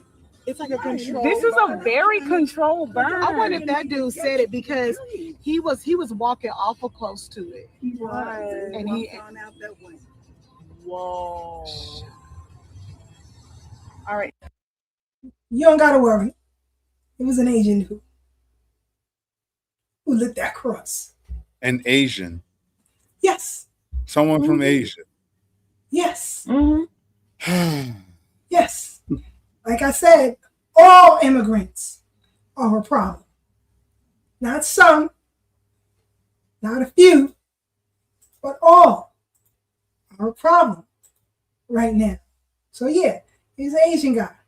But we're going to continue this next week because there's much more to expound upon, like the testimony of Austin's brother, Hunter, commentary from his father on media platforms, and other things.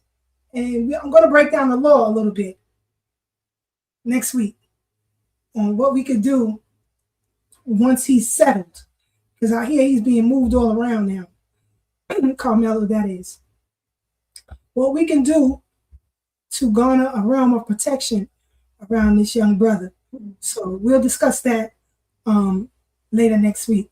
So make sure you tune in to Thorough Black Talk. So, like I said, last week or the week before, you had the hearing in Harlem. I think President Devine wanted to say something real quick. Oh, sure. Go ahead. While I set it up. Yeah, while you queued up, I just wanted to, I guess, give this to the family.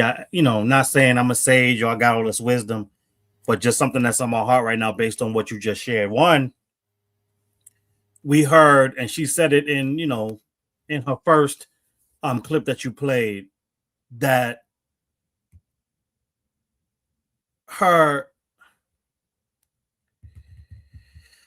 there's just so much here. Because I don't want to be, I don't want to take your time, brother. Take your time. I don't want to feel like I'm being petty, but something is here. So I'm gonna say I don't know what it means. Like I said, for me, the family is on the clock. Her son's name is Karmelo Anthony. Carmelo's dad's name is Drew Anthony. She introduced herself as Miss Hayes. Something is wrong there. Especially if, from her own words, she said she's a stay-at-home mom. So I know there are all type of things going on in 2026. But last time I checked, I don't know no men that are rushing to make their girlfriend a stay-at-home girlfriend, because you can't be a stay-at-home wife if you ain't married. So I don't know what the relationship is. And I'm only bringing that up because where there's confusion, what is happening can happen. and I believe is happening. Because there's no way in the world now that I've seen this, because I haven't seen this clip before. So I'm glad this was an epiphany for me on air. You can't be a stay-at-home wife, girlfriend, mother, whatever you are, then tell me you don't have the time to vet the lawyer that you're going to let represent your son when his life is on the line. And you a stay-at-home mama, girlfriend, common law wife. Something's not right. Something is not right here with her. Now let's move to him. Because you have to have some sort of leadership qualities. And I know leadership ain't for everybody. And I'm not saying I'm the best one. But you got to have some form of leadership qualities to be able to provide that type of lifestyle for your girlfriend, baby mother, common law wife, stay-at-home version, whatever she wants to identify as, since it ain't Miss Anthony or Mrs. Anthony. For you to say, well, I need to make sure she's okay because she makes sure that my house is okay, but then tell me you're not man enough to stand on your own for your own son, and you was just following the direction of everybody else you just went and got advice from. Here's what leaders do. Seek counsel, then make the final call because you know it's on you. So I don't want to hear nothing about, well, all these other people told me, because it's your call. So that means it's on you. Don't give me every other black person, including Charleston White, I spoke to. Don't give me that shit, because I'm not taking it. I'm not even accepting it. Because I'll be damned if I'm out here caring more about your son and his future than you. That we not going to do. Delineation, Renaissance movement, be damned. I need you taking the lead for your pride and joy, for your blood and bones. Like, I need you out there. And then you tell me, and I know it's hard. I've had this conversation with Sister Breuck probably about a personal matter that happened when I was out of state in a group of other activists. So I know it's hard to speak truth to power when it's uncomfortable. But God damn it, if life is on the line, and it is, and you eventually chose to choose this white man, I'll be damned if, based on what I've heard that came out the courtroom that is documented, there's no way I'm Karmelo's father and I hear any hint of Mr. Metcalf being in a courtroom leading witnesses and the man I'm paying didn't pick up on that, object, or do anything that I'm paying you to do. Get the fuck out of here. You would have been going that same day if I got to represent my son. But I'm not going to sit by and be as passive as he's being and then claiming, I wish I was more assertive. You wish? Who the fuck are you, Ray J? Listen, we not doing that either. I wish. I wish. And so my message is for all the foundational Black American men that are under the sound of my voice right now live or going to watch it on the replay.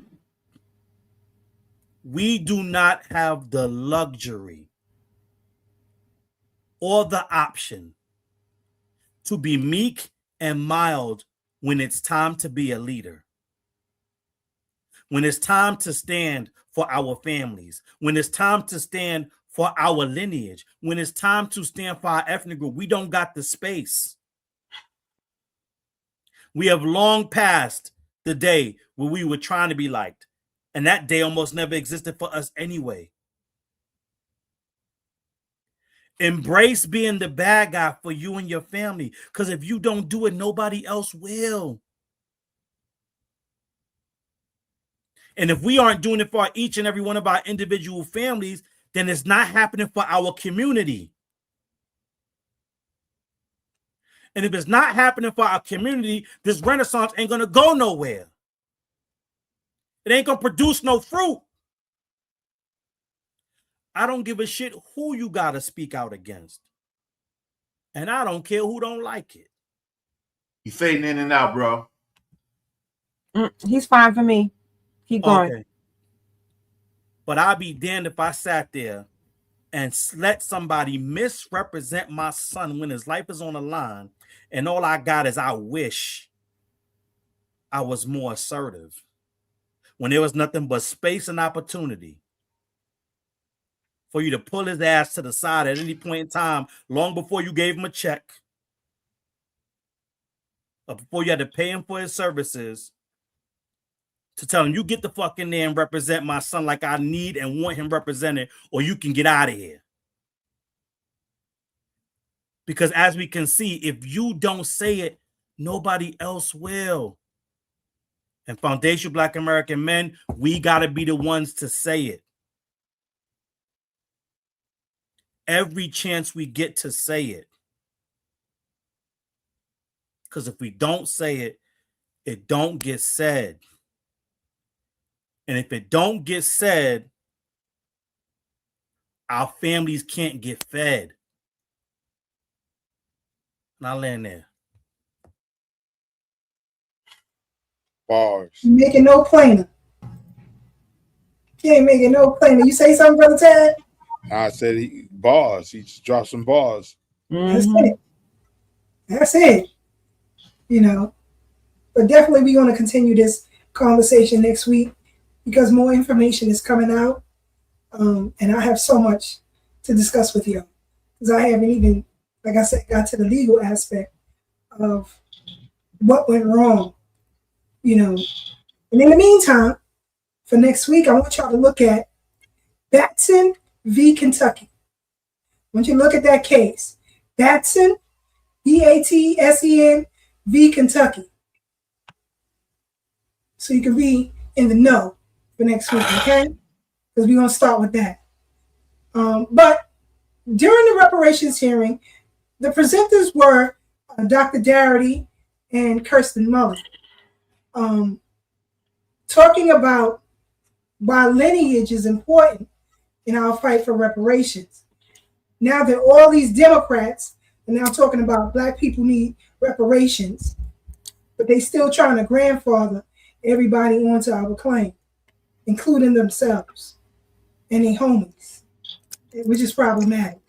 But let me play this and we'll come right back. Over. So now we will hear for those of you who are just joining. First of all, thank you for being here. We want to acknowledge that there is an opportunity to hear from each person that's interested in providing testimony. If they have ideas for policy recommendations, you have an opportunity to sign up and speak for 3 minutes. And so we want to hear from you. But first, we have one more presentation.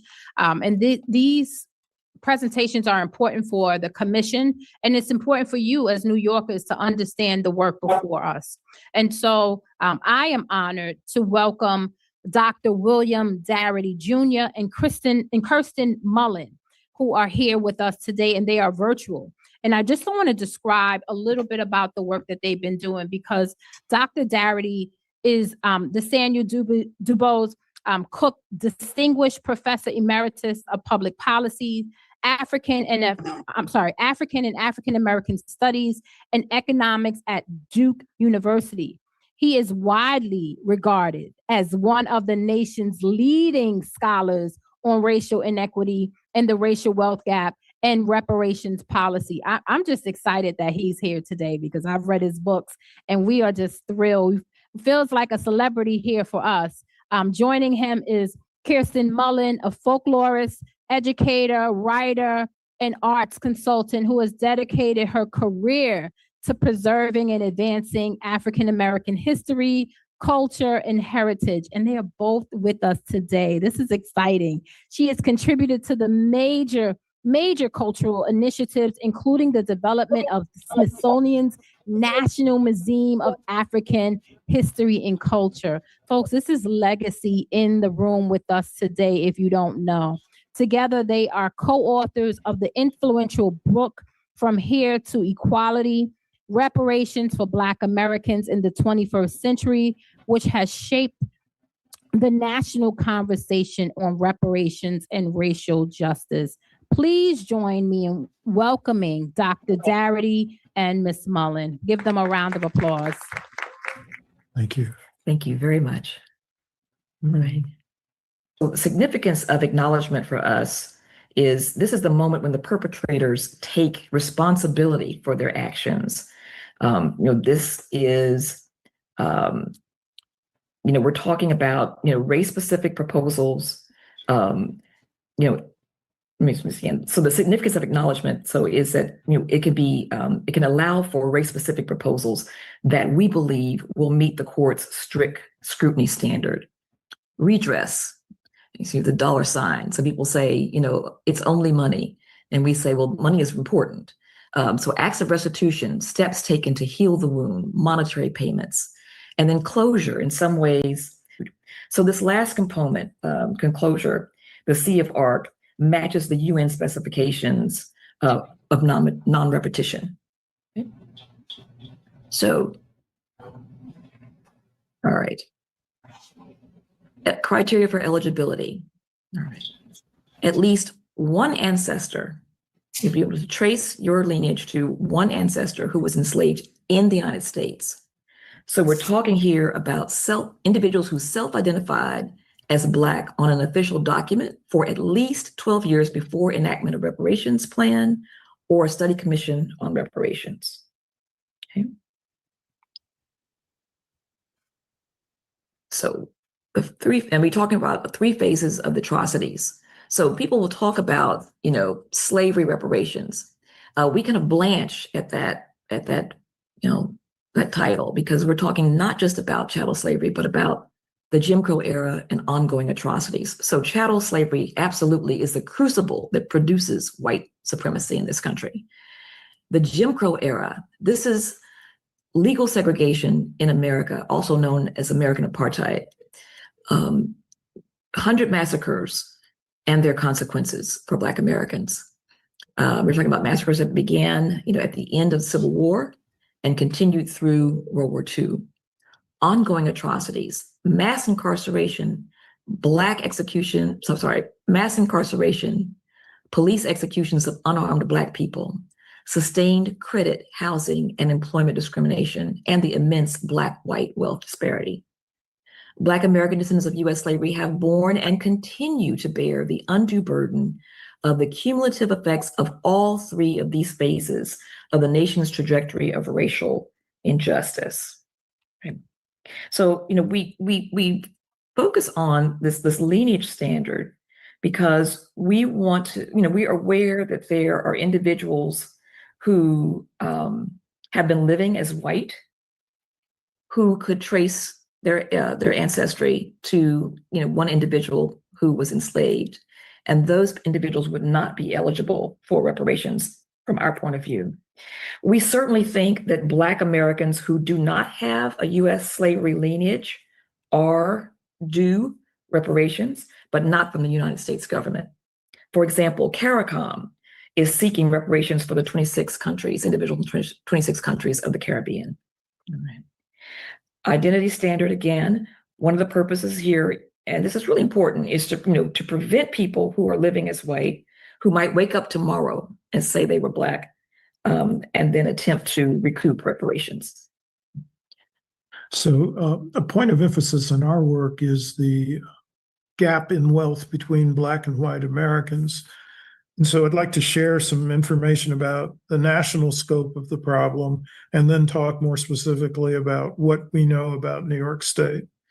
So with respect to the national scope of the problem, if you were to calculate the wealth gap on the basis of the absolute difference between the net worth that is held by the average white household and the average Black household, you can see a pattern here dating from 1989 that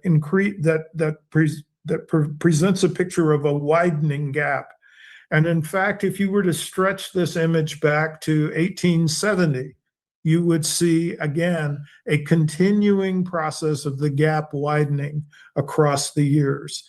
And so we have a situation in which the racial wealth gap continues to increase, and it increases even if you make an adjustment for inflation.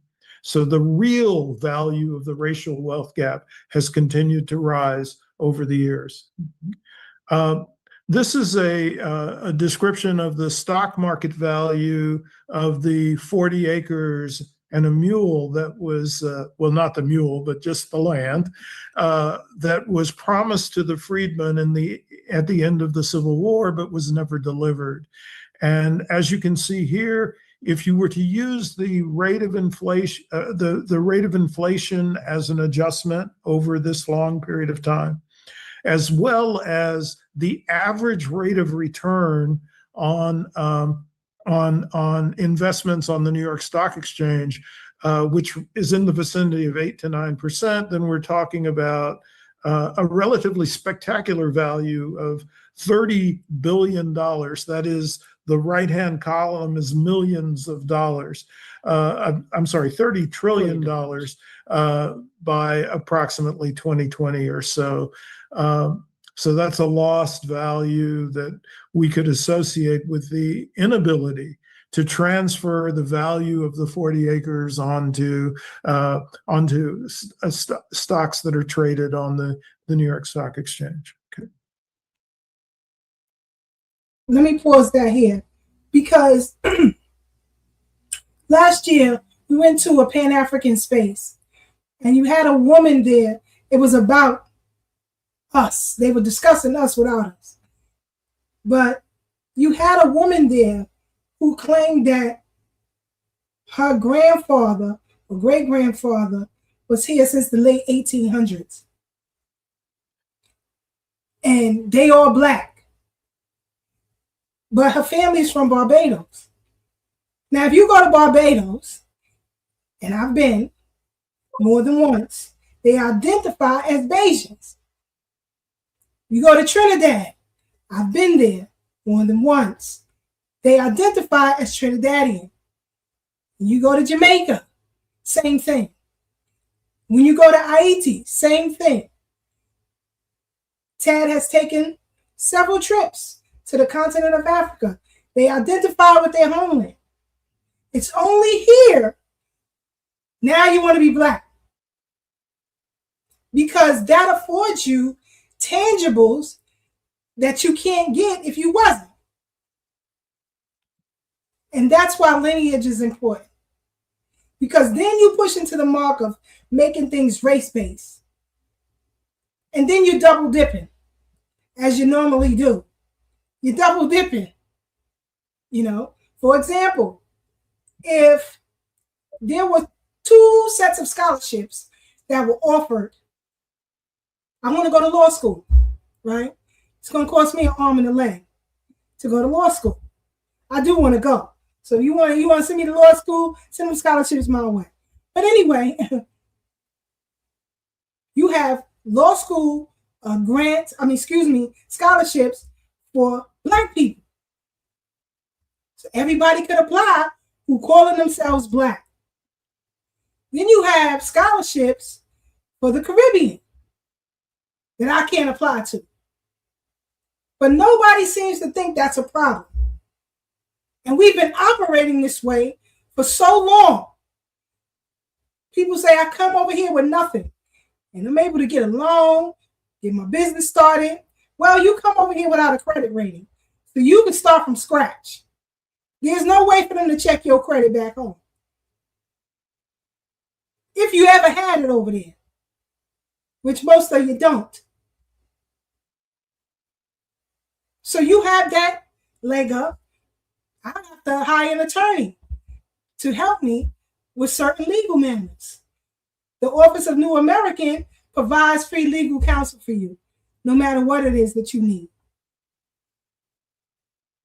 But you said you got it out the mud.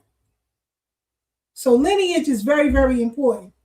And a lot of people who come from other countries who now reside here in the United States, they can't prove their lineage because it didn't start here. And I guarantee you, 99.9% of them can't go past grandparents or great-grandparents where they came from. Because you didn't have the documentation. And if you lived in a polygamous family, who the fuck knows? So that's why, the leaning comes in it. Hold on. But, of course, I think that that's an extreme measure. The 9% value is something that's not associated with the general run of assets in the United States.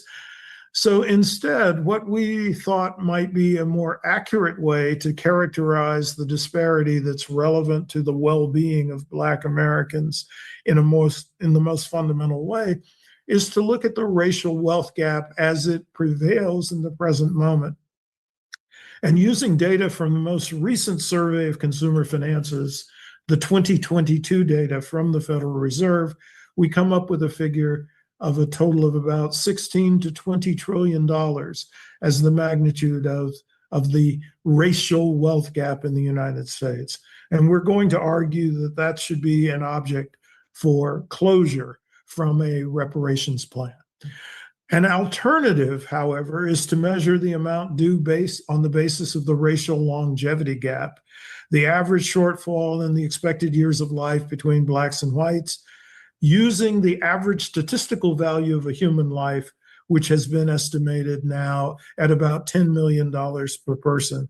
And if we were to use this as an alternative measure of what is due to Black American descendants of U.S. slavery, then the amount would be closer to $28 to $30 trillion, virtually doubling the amount that is associated with focusing on the racial wealth gap. Now, what did that Muhammad dude say? Breuck, what did he say? How much? $800,000. In no comparison to what Dr. Darity is saying here. Are you crazy? Let's move on.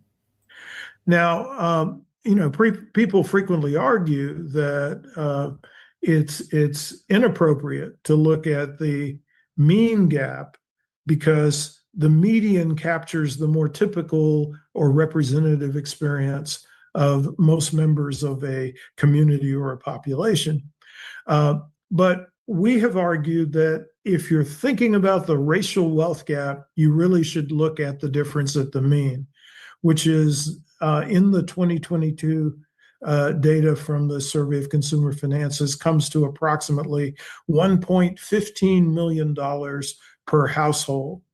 And that's a figure that's of such a magnitude that Black households would have to save 100% of their income for close to 30 consecutive years to close that gap. Now, we argue that a reparations plan should target the mean rather than the median. And this is because 97% of the wealth held by white households is held by those with a net worth above the white median. More than 25% of white families have a net worth of at least $1 million or more, while only 4% of Black families meet that standard. And finally, we need to point out that white working class households have 2 to 3 times the wealth of Black professional class households. So these differentials in wealth are not attributable to the fact that there's a handful of white billionaires at the upper end of the wealth distribution. And indeed, there are a handful of white billionaires at the upper end of the wealth distribution, but the concentration of wealth that results in our focus on the mean is also associated with a larger share of the white population that is at the upper end of the distribution. Now, I said that we were going to try to provide some information that is New York State specific. And so the question is, how expensive would it be for New York State to close the racial wealth gap for its Black residents, particularly? And 800,000 ain't gonna do it. It ain't gonna cut it. It sure ain't. It ain't gonna cut it. Not especially in New York, 800,000. Exactly. What are you doing with that? Exactly. Not even $1 million. What are you doing with that? Most of these houses out here is $1 million and better. Facts. That's just a regular. I mean, and we ain't talking no fancy house. We talking regular houses. The house I grew up in, almost $1 million, if not $1 million at this point. Yeah, it's great. You're hard pressed to get a brownstone for $1 million now. What? You gotta have a few million. Yeah. In y'all neighborhood where y'all grew up at, you better have a few million. I mean, you might have to take this hand and this hand. Facts. But this is what we have to deal with when you have people who jump out and say stupid stuff like, 800,000. Who jump out and say we need programs. That's not including the erasure, right? From those same brown immigrants that try to grandfather themselves onto our claim, right? When you look at Governor Westmore now, I think in September he wants to have African History Month. What the hell do Africans do for us over here? What? I'll wait. Go ahead. They were the snitch that worked for the CIA or the FBI that was a photographer in MLK's camp. That's what they was doing when we were trying to get our rights in this country. They were busy telling all the information to white folks in pictures. Mm-hmm. Changing of neighborhoods, changing names of neighborhoods, changing the demographic, and thinking that's okay. If you are just as bad as white supremacists, if not worse, I find that seriously, and it really breaks my heart when I ride through Brooklyn and I see what it's become. When I see changing of neighborhoods, changing subway stations to honor a specific community. These people ain't from here. Go rename the streets where you live at or where your peoples came from. But you want to live amongst us. Yeah, you want to live amongst us and wave your goddamn flag. Open your business, put every goddamn flag you can think of on your storefront, except our flag. Yeah. In America. That's a crazy every flag but the American flag. In America. Diabolical. So it's so much happening. That's what I say. Everybody's against us. Everybody. Feeding on us like a caucus. And this is buzzards. When I hear these folks crying, talking about, they stole my deed. Great. Because you stole the neighborhood we created. I'm glad you said it. Good work. Good work. Oh, well, I got put out of my home. Good work. Good work. I love it. Oh, I can't get the medical care that I need. Good work. Good work. Because, I hear a lot of people, especially you paying goofies, y'all like to big up Cuba and its medical professionals. But your asses ain't over there getting no Medicaid, Medicare, and letting them take care of you. You're over here.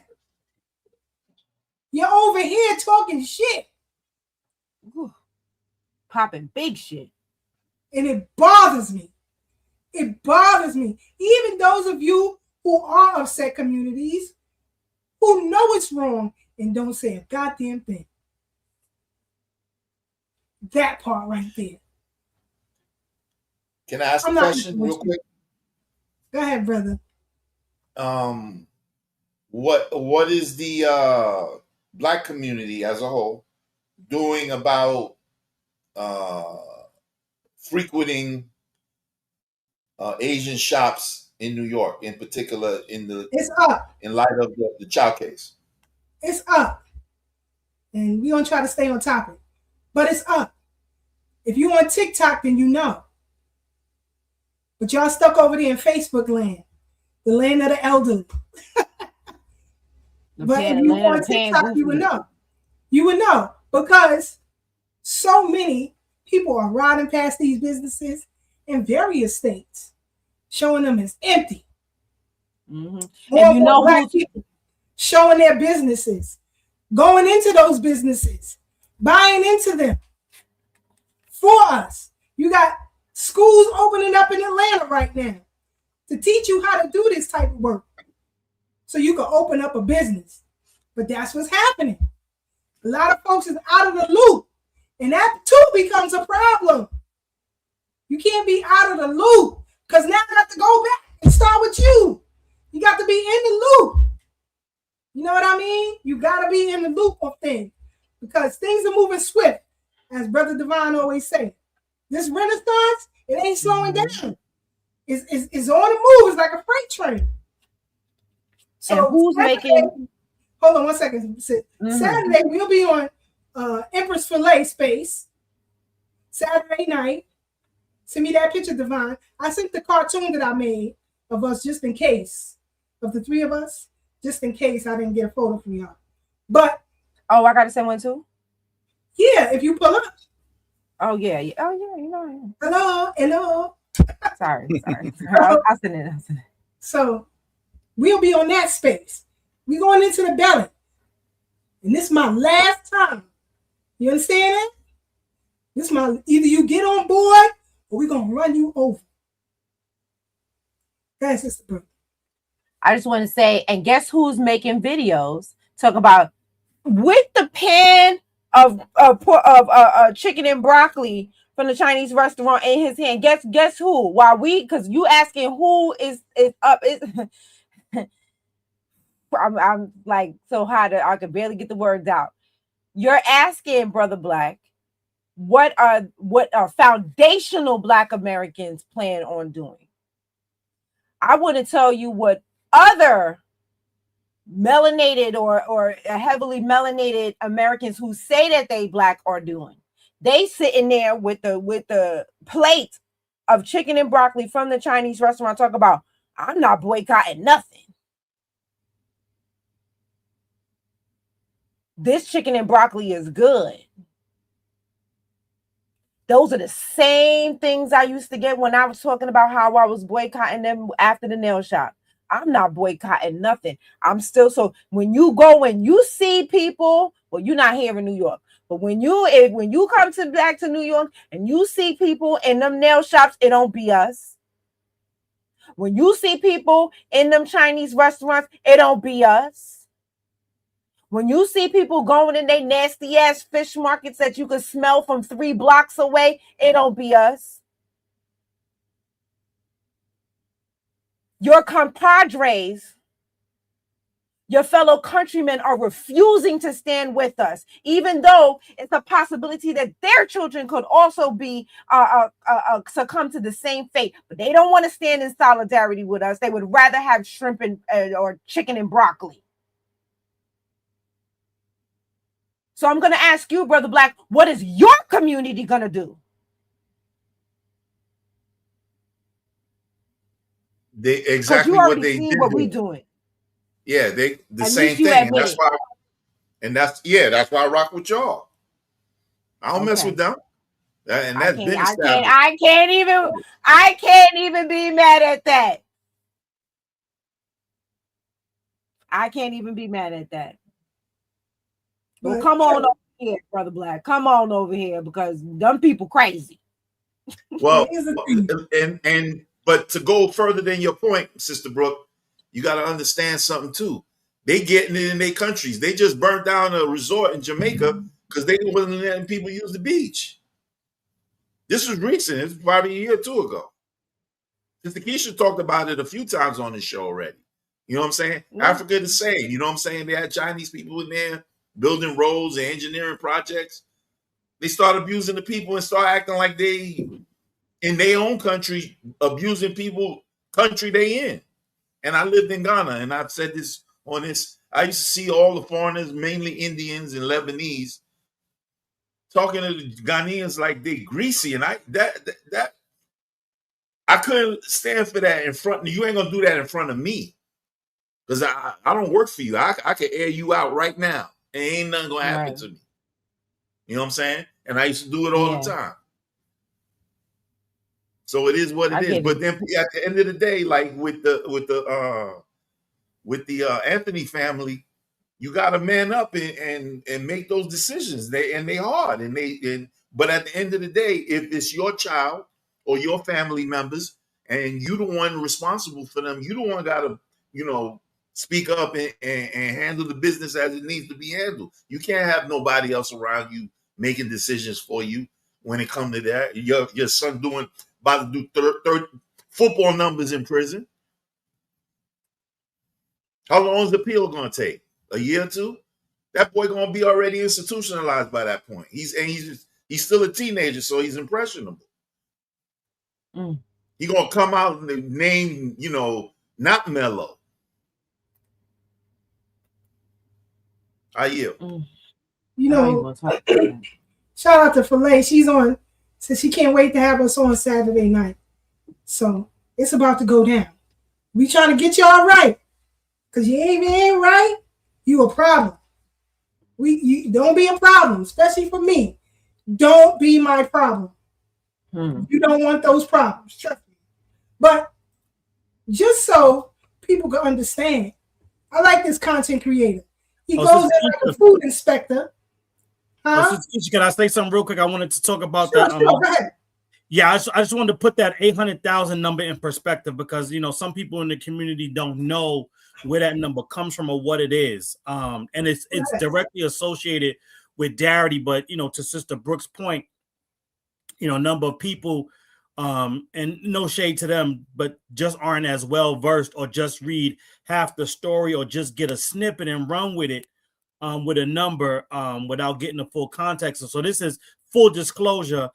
This is from a conversation that I had with Dr. Darity personally, because the U.S. Freedmen Project has worked with him for a long time on the matters of this. When we were crafting our first reparations bill, he was one of the experts that we reached out to, and he reached back. So shout out to him and his wife.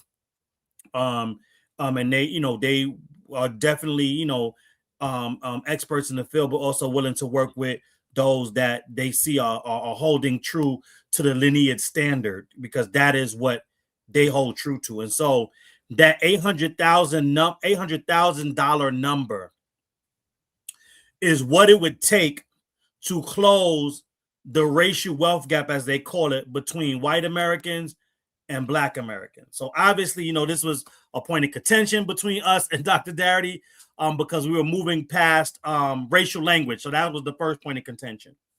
But in his calculations and in his idea of what a comprehensive reparation package should include, closing the racial wealth gap is the start of a comprehensive reparations package, right? And so that is one of the badges and incidents of slavery that have to be remedied in a true comprehensive reparations package, not reparations by itself, right? That's one aspect of the direct compensation that is owed those of us that have ancestors that was enslaved and emancipated in the U.S., because that wealth gap is a direct badge and incidence of slavery, because that's why it exists, because of the systemic targeting of our communities versus them being able to pass down actual inheritances, and us, passing down failure, land, not due to us. Just let me not even use that word,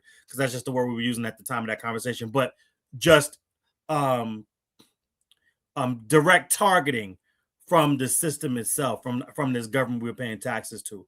So that $800,000 is the start of the conversation to close that wealth gap. Because once you close the wealth gap, now we're talking about compensating all the other ills that come out of slavery and all its bad incidents from emancipation to present day. So I just want to make sure I put context on that. And another thing I wanted to say on the conversation that kind of got sidetracked into, but that is still, part of the conversation to a certain degree. I just wanted to point this out. I won't be longer now. I wanted to say, because Sister Breuck already pointed out who it is that's doing it. Brother Blak talked about that's why he rocked with us, and shout out to you for real, recognizing real. But remember, one of their biggest talking points, right, was always, it's never, oh, I'm not trying to exploit you. Their biggest rebuttal was always, where is your smoke for the other groups that also exploit you, right? Why don't I ever see you doing anything against the white folks or the Asians or this other group? But then when we are doing something against the Asians, what side of the line do you find yourself on? So when we come at you for your exploitation, it's why you're not coming against the Asians. Then when we come against the Asians or any other group that we have smoke for, all of a sudden you on that same side of the line. You on the duck season, rabbit season side of the game. And this is just to show you that they are never arguing or having a conversation in good faith. It's all gaslighting and time wasting so that we don't do what we're doing now and their feelings and opinions be damned. And also, they're also on the side of the Metcalf family, sitting there making videos talking about, you know what I'm saying, how, we need to control ourselves, like Jamel Hill. Now she's not sweet too, sis. Okay. So they on that whole, we talked about that on Church of Black Power last night. He played, one of those. How they're sitting there talking about how it needs to be. You shouldn't have done this. We don't do that. Do blah blah blah blah blah blah. So even if they're burning down, whatchamacallit in Jamaica, they sending the ones that don't burn shit down over here. And I'm glad you brought that up, because that's something I was looking up. Because again, when we talking about around this case, misinformation, I want y'all to look that up as well. That story about Jamaicans burning down a Chinese hotel to get access to beaches is not true. Or at least there's no a report of it being true. It looks like it was just down no resort. Right. It just looks like it was a rumor started on social media so that it looks like they're fighting. At the same time, we're talking about all the fights we're willing to have. And then it just went viral and people were posting old videos of other fires that had nothing to do with it. Just the same way they did here in Brooklyn. They was like, oh yeah, ICE came to Flatbush and look what the Haitians was doing. And that was a fight between Haitians at a goddamn Flag Day a celebration. So they are not beneath the moving with misinformation and outright lying is not beneath them. They are willing to get right down there in the mud with the white supremacists that do the same thing with these false narratives so that they can have a rebuttal that they know they would not have if they were standing on the truth. And the crazy part is what is true. Thank you, brother. Oh, no.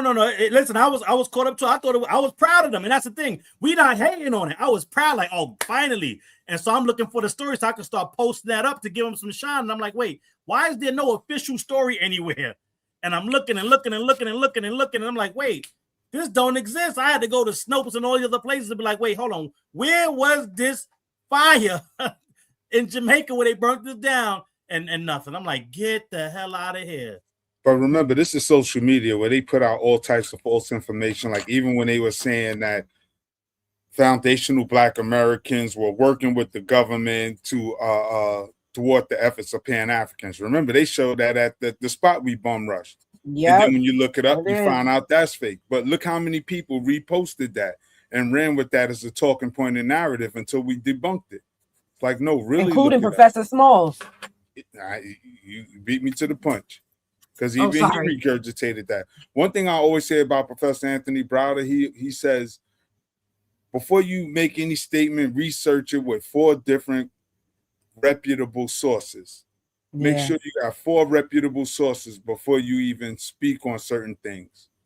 You know, and that's why you don't hear him talk too much about certain issues, because he likes to be thorough and diligent in his research. But family, I got to get ready to boogie. I got to help my sister with something. She keeps big bro working. So I love y'all to life. I'm going to get mine. It's past your bedtime too. You and she got me out here. She got me out here moving furniture. Catch you at the next swoop set, bro. We love Yeah. you, Tad. Hey, Oh, hey, yeah. Tad, I you love talking y'all about too. Keisha, or you talking about your blood sister? My blood. See, he from the Bronx. Sorry, y'all. No, bro. No, I'm talking about my blood sister. You know, shout out to my sister Shauna. Keep big bro working. But I love y'all to life. Shout out to everybody in the chat. We definitely appreciate y'all. Y'all the sophisticated audience that come to the right place for the right information.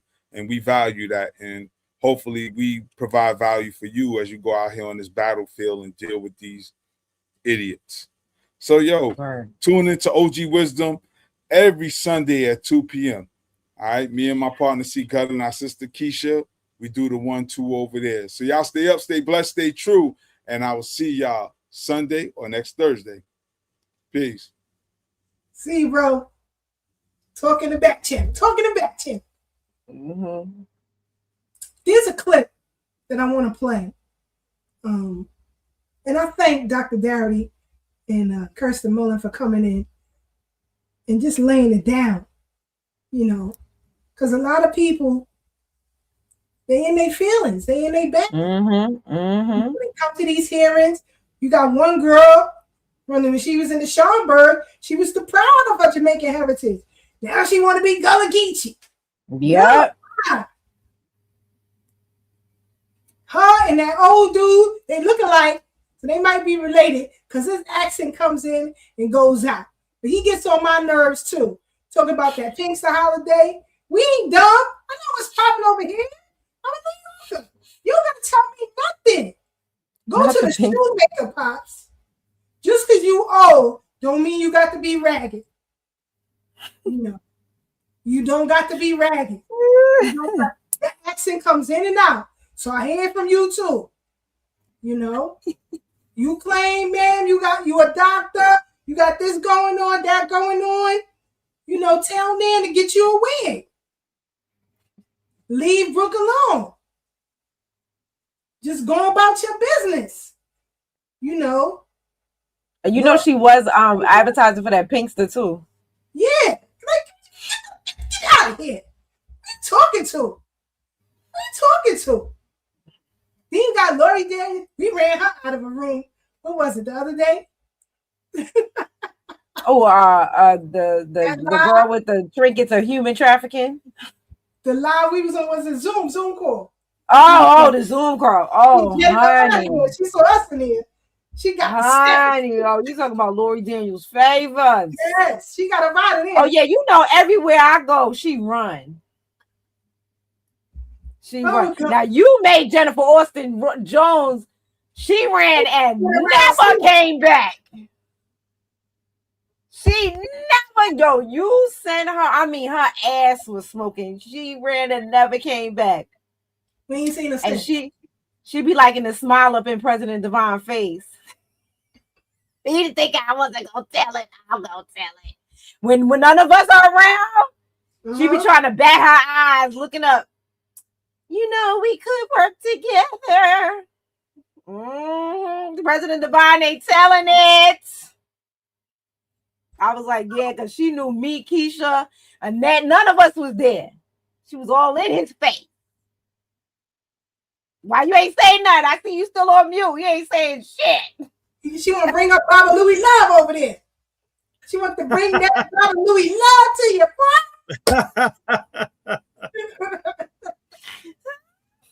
I'm about to go help Brother Tad move in a second. Oh my God. I saw this clip. You know I lied. I thought it was hilarious but right on point. Hold on, here we go. There is a black woman. Hell no, she ain't no black woman. Her people are Indians. They wear saras. Black people don't wear saras. They wear a dot in the middle of their forehead, right here. So Kamala came over here with the bullshit, trying to fool black people, and black people was not buying her bullshit. And when Obama black ass was pretending to be black, was in office, he didn't do a goddamn thing for the black community. The only thing he did was made it legal for the gay motherfuckers to get some legally and marry each other legally. He went to in Detroit, laughed in the motherfucking face that didn't even have drinking water, and then he had the audacity to set his little maggot ass to the goddamn table and order a whole goddamn glass of drinking water while the other people there had brown water in their taps. So hell no, she made it clear. She said, I would not be doing anything for black people. Of course not me, motherfucker. We already know that shit. That's why we didn't vote for your motherfucking ass in the first goddamn place. She makes me laugh. Yo, oh man, I love it. Our people not playing. He met her. Yeah, that's Laverne Spicer. We not playing with it. Yeah. Yo, that thing had me cracking up when I saw it. Yo. But, sticking in line with the hearing, sis, because as you and I know, Brother Devine knows, you always got these folks who have so much to say about what we are, who we are, and how we identify. And they keep running with the same narrative. And it really is bothering me. It's bothering me because you're telling the story wrong. Yep. All of these historians that they keep bringing on, they tell a slither of a story. That's not even the bulk of the story. Like, the clip Taz said, more and more information is coming out every day. How come you still stuck on 1988? Mm-hmm. We in 2026. That whole Africa narrative is a slither of the story. And I'll tell y'all, the more you research your story, you may say your genealogy, but it is your story. You will see with documentation. You can go back to the mid 1700s, 1600s with documentation. You're not going to find that. You have books and recorded documentation of, formerly enslaved persons. And they tell the story about the Africans who came here. Mm-hmm. They tell you they weren't us. Mm-hmm. But you're still pushing that damn narrative. Mm-hmm. It's problematic. Tell a lie. I hear a lot of you, suckers. Talking about, Africa is this. We got to focus on Africa. The Africans ain't focusing on Africa. Show ain't. They're not focusing. It's filled with diamonds and gold. Why it ain't there for the Africans then? Stop lying to people. We're going to get our citizenship. We're going to repatriate back to the motherland. My motherland is the South. Mm-hmm. Go visit Mississippi. I hear a lot of peeing goofies.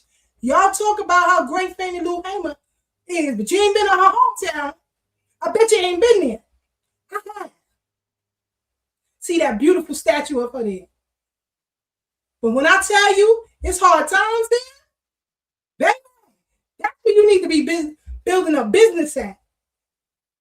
Send the tech down there, black tech. That's where you need to go. They there for you. The land is there for you. The opportunity is there for you. Arkansas, Alabama, Mississippi, it's there. Louisiana, it's there for you. I don't want to build business in Africa. I want to rebuild where my grandmother came from. My great-grandmother. her great-grandmother and her great-grandmother came from. I want to take back Brooklyn, where the Wilsons came here and one of the first families of Weeksville. Not the Caribbeans, not the Africans, not the Latinos, not the Russians, not the Ukrainians, not the Puerto Ricans. None of this. The first families of Williamsburg weren't the Jews or the Asians. Us. Read the books. Read Brooklynites. Go get that book and read it. If you think I'm lying. Go back home. That is our home. Let them folks build their home. You see what's happening in South Africa? They telling Nigerians, get to stepping. They telling Ghanaians, get to stepping. Go fix where you come from. And at the same time, still telling us we have nothing. We are nothing. We're beggars. You beg to be here. The reason why you here, and Brooke hinted to it earlier, the reason why you here now is because the U.S. government know you a sucker. They know you a sucker. They not letting no real ones across this water. Are you crazy? Or when it gets too hot, they know you're going to flee back to the other side. They know you're going to flee. Right, Kwame Ture? You got up out of here. As fast as he could. When Fred Hampton caught the bullet, you got the hell up out of here. When he caught them shots, when his wife caught them shots with his son in his belly, you got the hell up out of here, sucker. So they know who you are. You got the pan goofies who talk about, Garvey was this in business, and he copied what the hell he saw when he got here. And he failed miserably. He said that. I didn't say shit. He said that. And we've shown it on this program. Yep. His own words, what he said. So why are you honor a copycat more than the original? You hate white supremacy so much, you doing your own people in. Don't wave that red, white, and blue. Wave the red, black, and green. So you telling me that I should ignore a free 13-year-old black girl, Grace Wisher, who had a hand in it, that I should ignore Dr. Ben Hayes, the man who gave us this Juneteenth flag? Who gave you the red, black, and green? Where it come from? And it wasn't Garvey, but go ahead. I'll wait, all you pan goofies, since you know so much. Where it came from? Let's be clear. We're following and running with things. May sound good, but we're in a technological age where you can prove things to be true or false.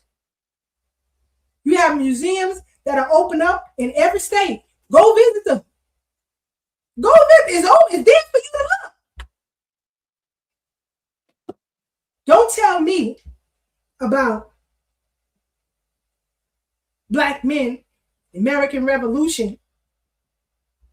Let me tell you about 3 Black men who freed themselves, who petitioned the court that you tellers use today in your applications for a visa, using their words. When you raise your right hand and you swear and pledge your allegiance, swearing of all enemies, foreign and domestic. I don't swear of my ancestors. I don't swear of the freedom fighters who are already here. So, we've come to the end of our program. Next week, we're going in heavy. We're going to talk about these boycotts. We're going to talk about these Black-owned businesses that are opening up. We're going to continue on the aftermath of Ricky Child's verdict and Karmelo Anthony. We will continue our conversation.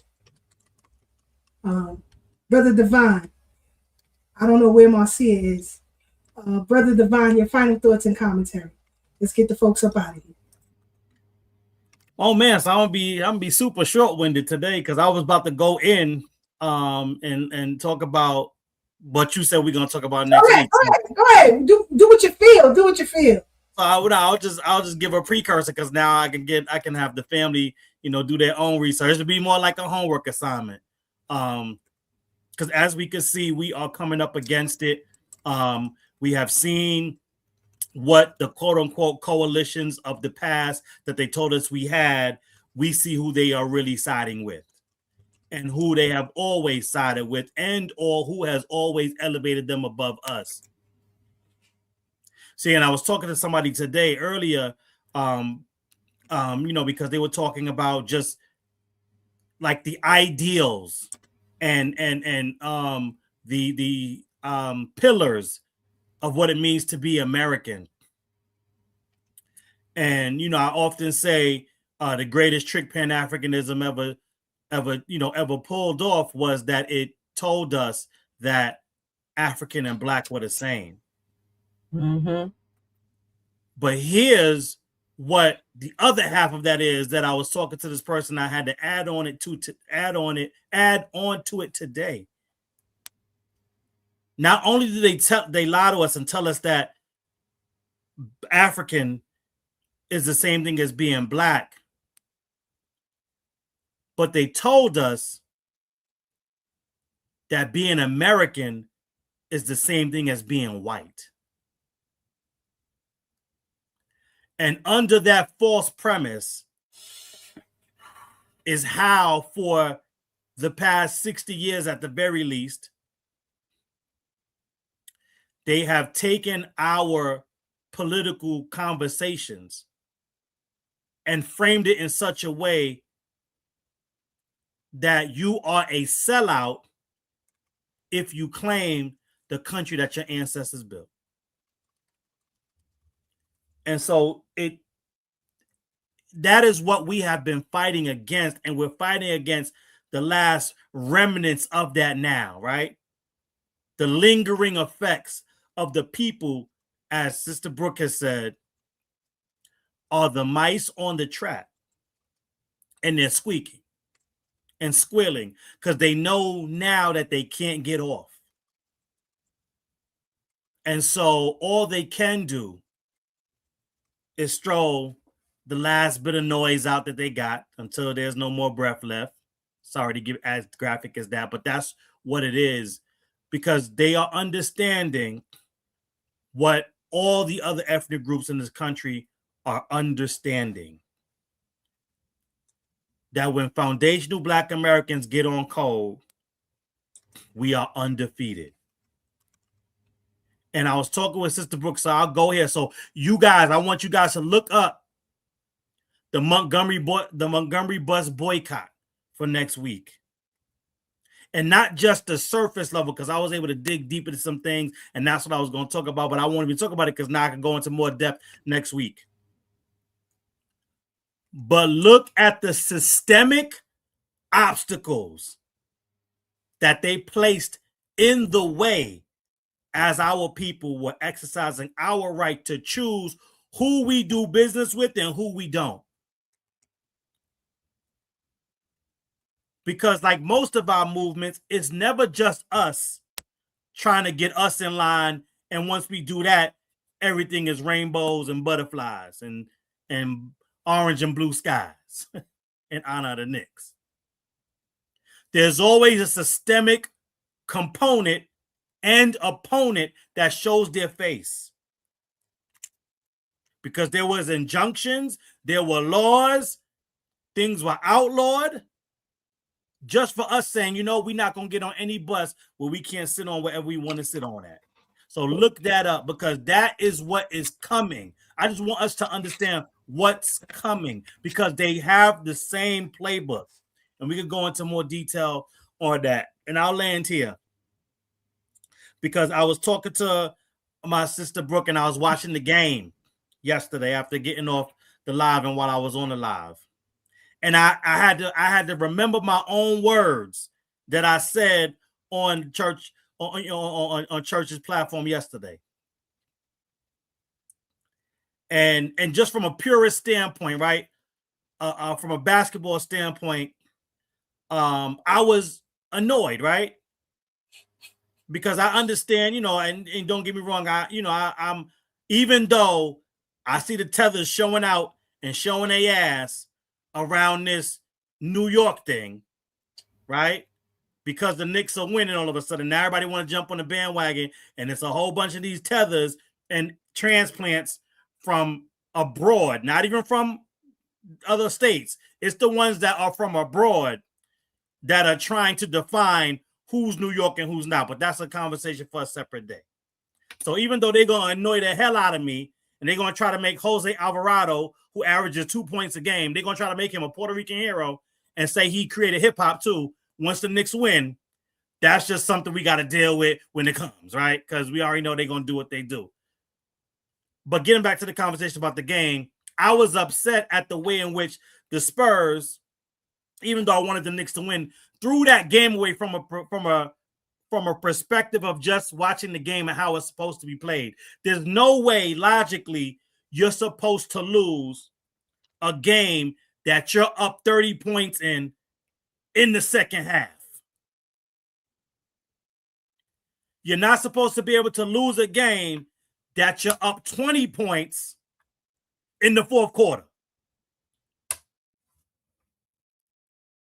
But I want to share with the family that we're not dealing with logic. Because like I told Church of Black Power yesterday, whenever you see an underdog story, that's the story of foundational Black Americans. There has never been a more counted out people, stomped down, stepped over, that wasn't supposed to be here, that are still here, and the most dominant and influential culture on the planet without ever having to force anybody to be influenced by it. And so in the same way that the Knicks were illogically able to overcome that deficit yesterday, once again, I'm going to end this broadcast like I ended it last night. That's the story of foundational Black Americans. And something magical happens when we get on code. The illogical becomes logical. The impossible becomes possible.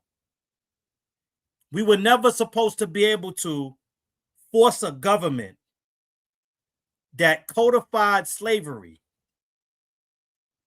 into codifying our emancipation and giving us and forcing them to recognize the status of freedmen with which we got set aside resources and legislation, going back to that street naming,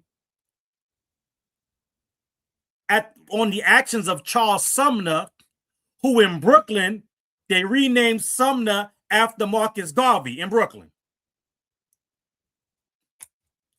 And we've mentioned that on the program before, but that's just a side note. But understand that as long as we stay on code, and when we stay on code, like Sister Brooks says, she don't know what she can do or what to do in this situation. Trust and believe that what's supposed to be done or what can be done will soon show itself to do. We just got to stay on code, poised, and ready. So when the moment arises, we ready. Because it's better to be prepared for a moment that never comes in juxtaposition to have a moment that comes that you would never prepare for.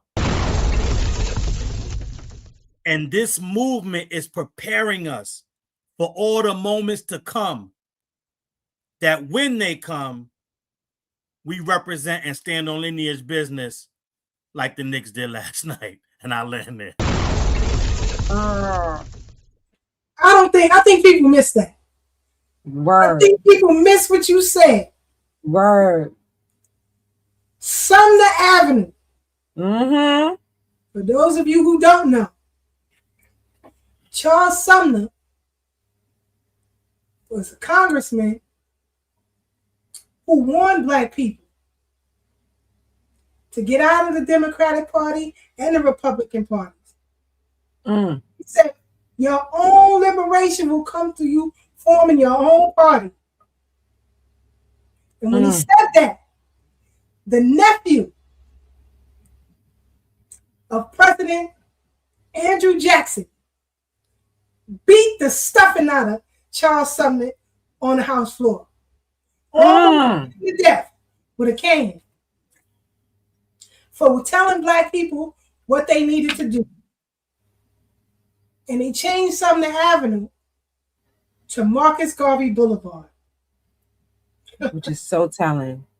Woo! Like the psychological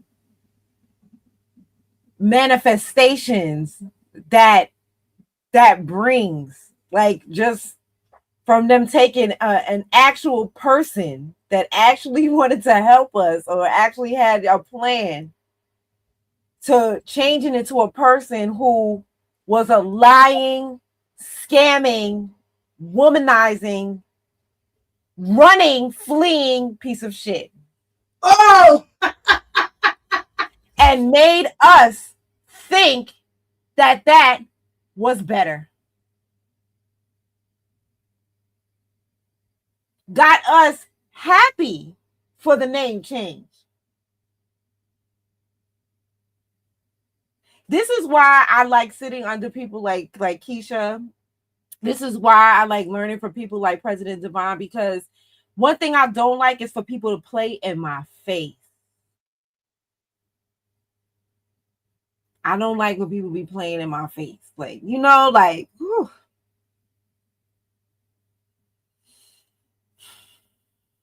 I know people miss that. You missed that T, didn't you? Had to slow it down. Well, maybe not. We got a sophisticated audience over here. We got a sophisticated crew on the bridge. And I got something special for you, Sister Breuck, as we get ready for the next season of the Gilded Age. Can't wait. They are looking for readers. And you might fit the bill. So readers. Hold on. I'll bring it up. Okay. Give me 1 second. Y'all always trying to get me to do something. Who else is trying to get me to do something? What you trying to get me to do? Let me see. I ain't trying to get you to do nothing. I'm just saying. Let me see. Just saying. You know how we like the Gilded Age. I do. I absolutely love the Gilded Age. Right. So hold on. Let me show you something. Give me a second. I like the dresses. Hold on. Let me take this. Now, it says Black speech attendees. All right. Oh, they gonna give me a dress? For HBO series The Gilded Age. Tentative shoot date, July 9th. Tentative fitting, because you got to fit into the costume. You know? So, 6/15, June 15, to June 26th in Brooklyn. The shoot pay, $187 for 10 hours. Fitting pay is $46 for $46.75 for 2.5 hours. They want, people to try on these costumes, make sure it's right for their characters and all that. Sorry. So, for men and women, no visible tattoos, no visible piercings, no acrylic nails or polish. Remember, we going back to the Gilded Days. Right. Excuse me. No buzz cuts, fades. Can't be allergic to wool, because of course those costumes. Yeah. Made of wool. In July. Tolerate smoke. you know, if you are or if you ain't a SAG card member, they don't care. They need you there. So I just thought that I would share that with you because, you know, like, so that's all. I was trying to get you to do that. I ain't got too many days left on my job because I done took off of the earrings, but I don't know. You know, and I got that is a thought though. I would be excited about that though. I'm like, look, I'm in the episode. You never know how it would turn out. Yeah, it's true. You know, so I thought you might be interested in it. I got a message on YouTube for somebody thanking us for turning them on to the Gilded Age, especially about history in New York. You know what I mean? So they thanked us, you know, for sharing that with them. So I have no final thoughts and commentary. I'm gonna let Fannie Lou Hamer do the talk. Oh, wait, hold on. I got a couple things. I got a couple things. Oh, yeah, I forgot. God damn. I'm sorry. Sorry, Brooke. Sorry. Your final thoughts and commentary. Go ahead. Yes. So I just wanted to see, you know, I'll make it quick. No, take your time. We are supposed to protect the children. When we were on that Zoom call the other night, let me explain to everybody what we were on. Me and Keisha was on a Zoom call for the Divine Nine. And Divine Nine, NAACP, and the and New York legislators, which was Yvette Clarke, and they had that's what we were talking about. What's her name? Lori Daniels Favors, who be smiling up in Divine face. And I see he didn't went off camera. He knew it was coming. So we were on a Zoom call. And they were, you know, Yvette Clarke was explaining to the Divine Nine, which I want y'all to look at them as mothers, right? Because it was the sororities on this call. There were no men on the call. It was the sororities. So now you back after I finished talking about Laura Dennis Favors being in your face. Okay. So I want you to look at them as mothers. And Yvette Clarke was telling them that the 17-year-olds are old enough to vote now and how we have to get them involved in the process. And I want y'all to understand that they know that we are fighting and to make sure that they are going to remove all these extra bodies on the census that is, you know, gerrymandering their seats for their for the Senate and the Congress. And so they know that that's coming. So they know they losing votes with that. They know they've already lost a lot of us. So now they're trying to engineer a new voter base with the children of the Divine Nine, right? And one of the things that she said, which I feel that is so important, and I keep hearing this over and over, she kept talking about the fact that because of what happened with them changing the laws on not being able to redistrict a district by using race and saying that, you know, we're losing our right to vote, they are trying to lean on the 17-year-olds to not participate in sports in Republican states. Which and then could be them throwing away their future to be able to help anybody with anything because they have lost the one chance, or you know, some of the biggest chance they may have for financial gain, right? Because you only 17 once, you only strong enough to play in these sports once. You know what I mean? You're not strong. You miss that chance.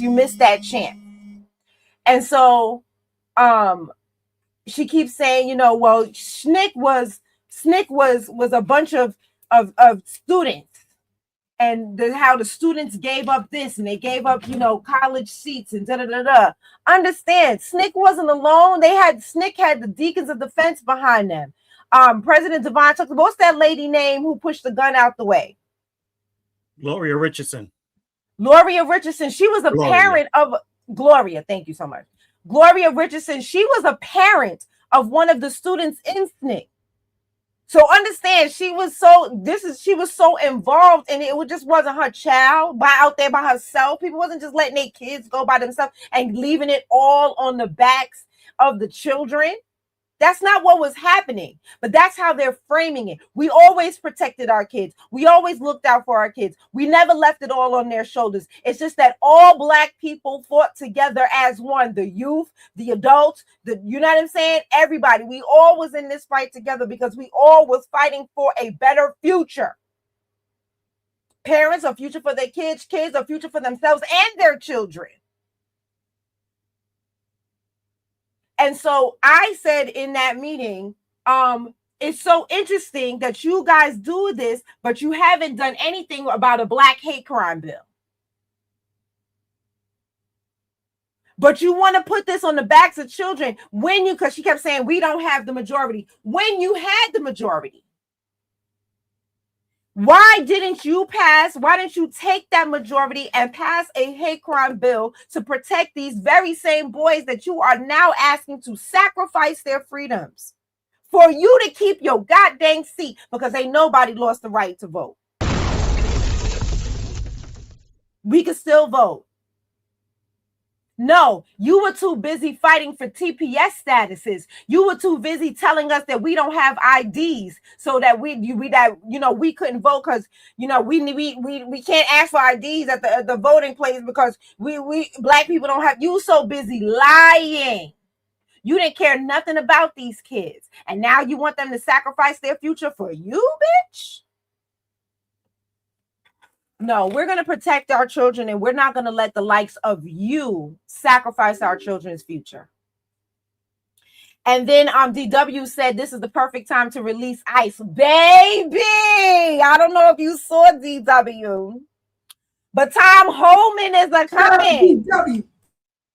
Okay, Tom Holman is coming. He took one look at that stupid ass bill that Kathy Holcomb signed with Kathy Holcomb, and all of them was celebrating. Oh, we not letting ICE in here. We not letting ICE in there. I said, hold my beer. They said they coming.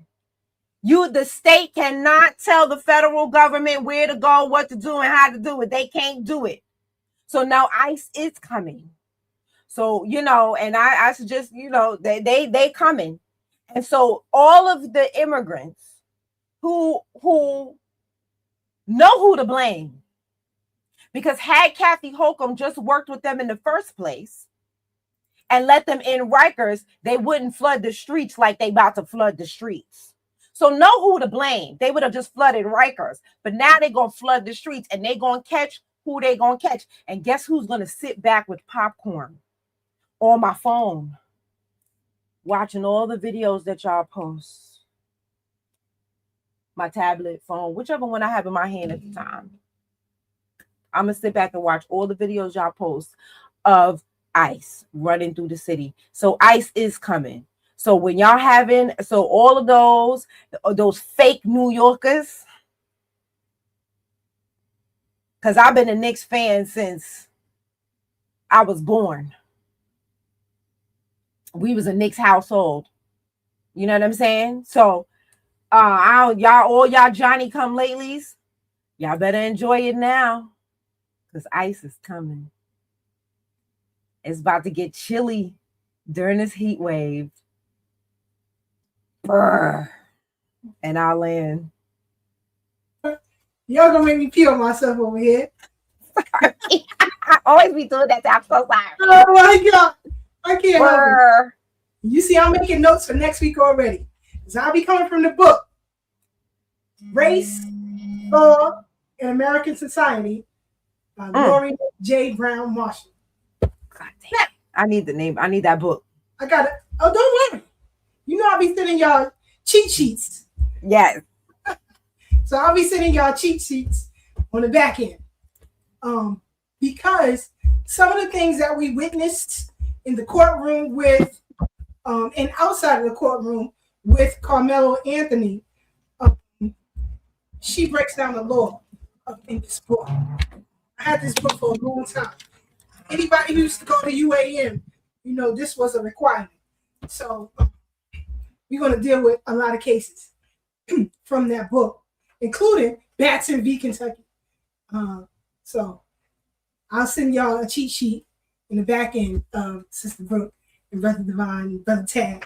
I'll send y'all cheat sheets. But we've come to the end of our program. It's about to get chilly in New York. The sun is hot, but it's about to get cold. Don't call for us. You gonna be all right. We gonna be all right. But we'll close out with the words of Fannie Lou Hamer. Like I said, a lot of people in the Black conscious movement or the Pan-African movement honor Fannie Lou Hamer. Some of those very people have been to the continent of Africa, but you've never been to the hometown of Fannie Lou Hamer. You never seen the shack that she lived in that's still standing today. When people say they want to build business, go back to Mississippi. They need you down there to start industry. Open up stores down there. They need you. Some towns, they got to go miles and miles to get to a supermarket. This is just fact. This is just fact. So my mother used to always say, take care of home first. If you with a man and he can't take care of home, dump him where you find him. My mother used to tell me that. Dump him where you find him. So we'll close out with Fannie Lou Hamer. See y'all Saturday night, 10:30 p.m. on New Day Liberation Radio. We'll be sharing it on our platforms so you guys can tune in and listen in on that space. Brother Devine, Sister Breuck, and myself. Good night, y'all. We out. It's drinks with our blood. Because you see, so many of our ancestors was killed because we have never accepted slavery. We had to live on it, but we've never wanted it. So we know that this flag is drenched with our blood. So what the young people are saying now, give us a chance to be young men, respected as a man. As we know, this country was built on the black backs of black people across this country. And if we don't have it, you ain't gonna have it either, because we gonna tear it up. That's what they saying. And people ought to understand that. I don't see why they don't understand that. They know what they've done to us. All across this country, they know what they've done to us. It's drenched with our blood. Because you see, so many of our ancestors was killed because we have never accepted slavery. We had to live on it, but we've never wanted it. So we know that this flag is drenched with our blood. So what the young people are saying now. Study that speech. Next week we'll talk in depth what really happened to her. In contrast with a woman named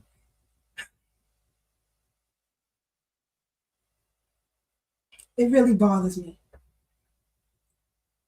In contrast with a woman whose family was held in slavery into the 1970s in Mississippi. We had on our program a few years ago, Dr. Harrell. And Dr. Harrell was the first historian that this woman spoke of. And I'm not going to mention her name because I want to wait till next week. But I want you to hear from her mouth what happened to her and her family. Something that has never happened to any of you immigrants who came here. None of you faced what this sister faced. In the 70s, they still had black people on plantations, living in barns, sleeping on bales of hay. They couldn't even have heat to cook their food. They would find snakes and had to bite them and eat them. It's in the 70s. So don't tell me about your goddamn family who came over here and got all kind of tangibles, Medicaid, food stamps, scholarships, free school. Don't play with me. Don't play with me. Get ready for next week. It's going to be heavy. It's a heavy load, but we got to carry it. Good night, y'all. We are out.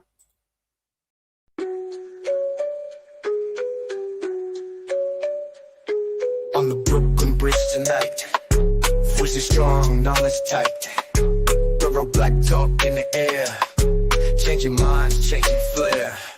From brother Tad to sister K, warriors got things to say. Sister Marcia brings the heat, brother Blak Smith keeps the beat. Revolutionary waves, they fly underneath the open sky. Every word's a call to fight. Tune in, feel the ancestral light.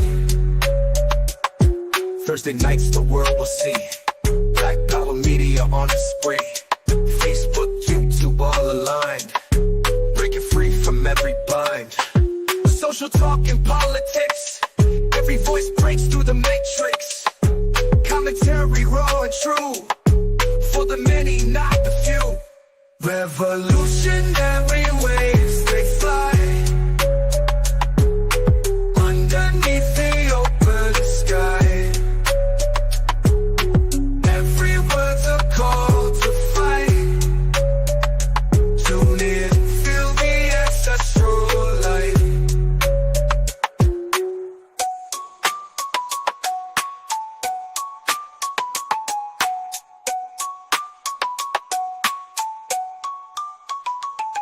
Social talk and politics, every voice breaks through the matrix. Commentary raw and true, for the many, not the few. Revolutionary waves,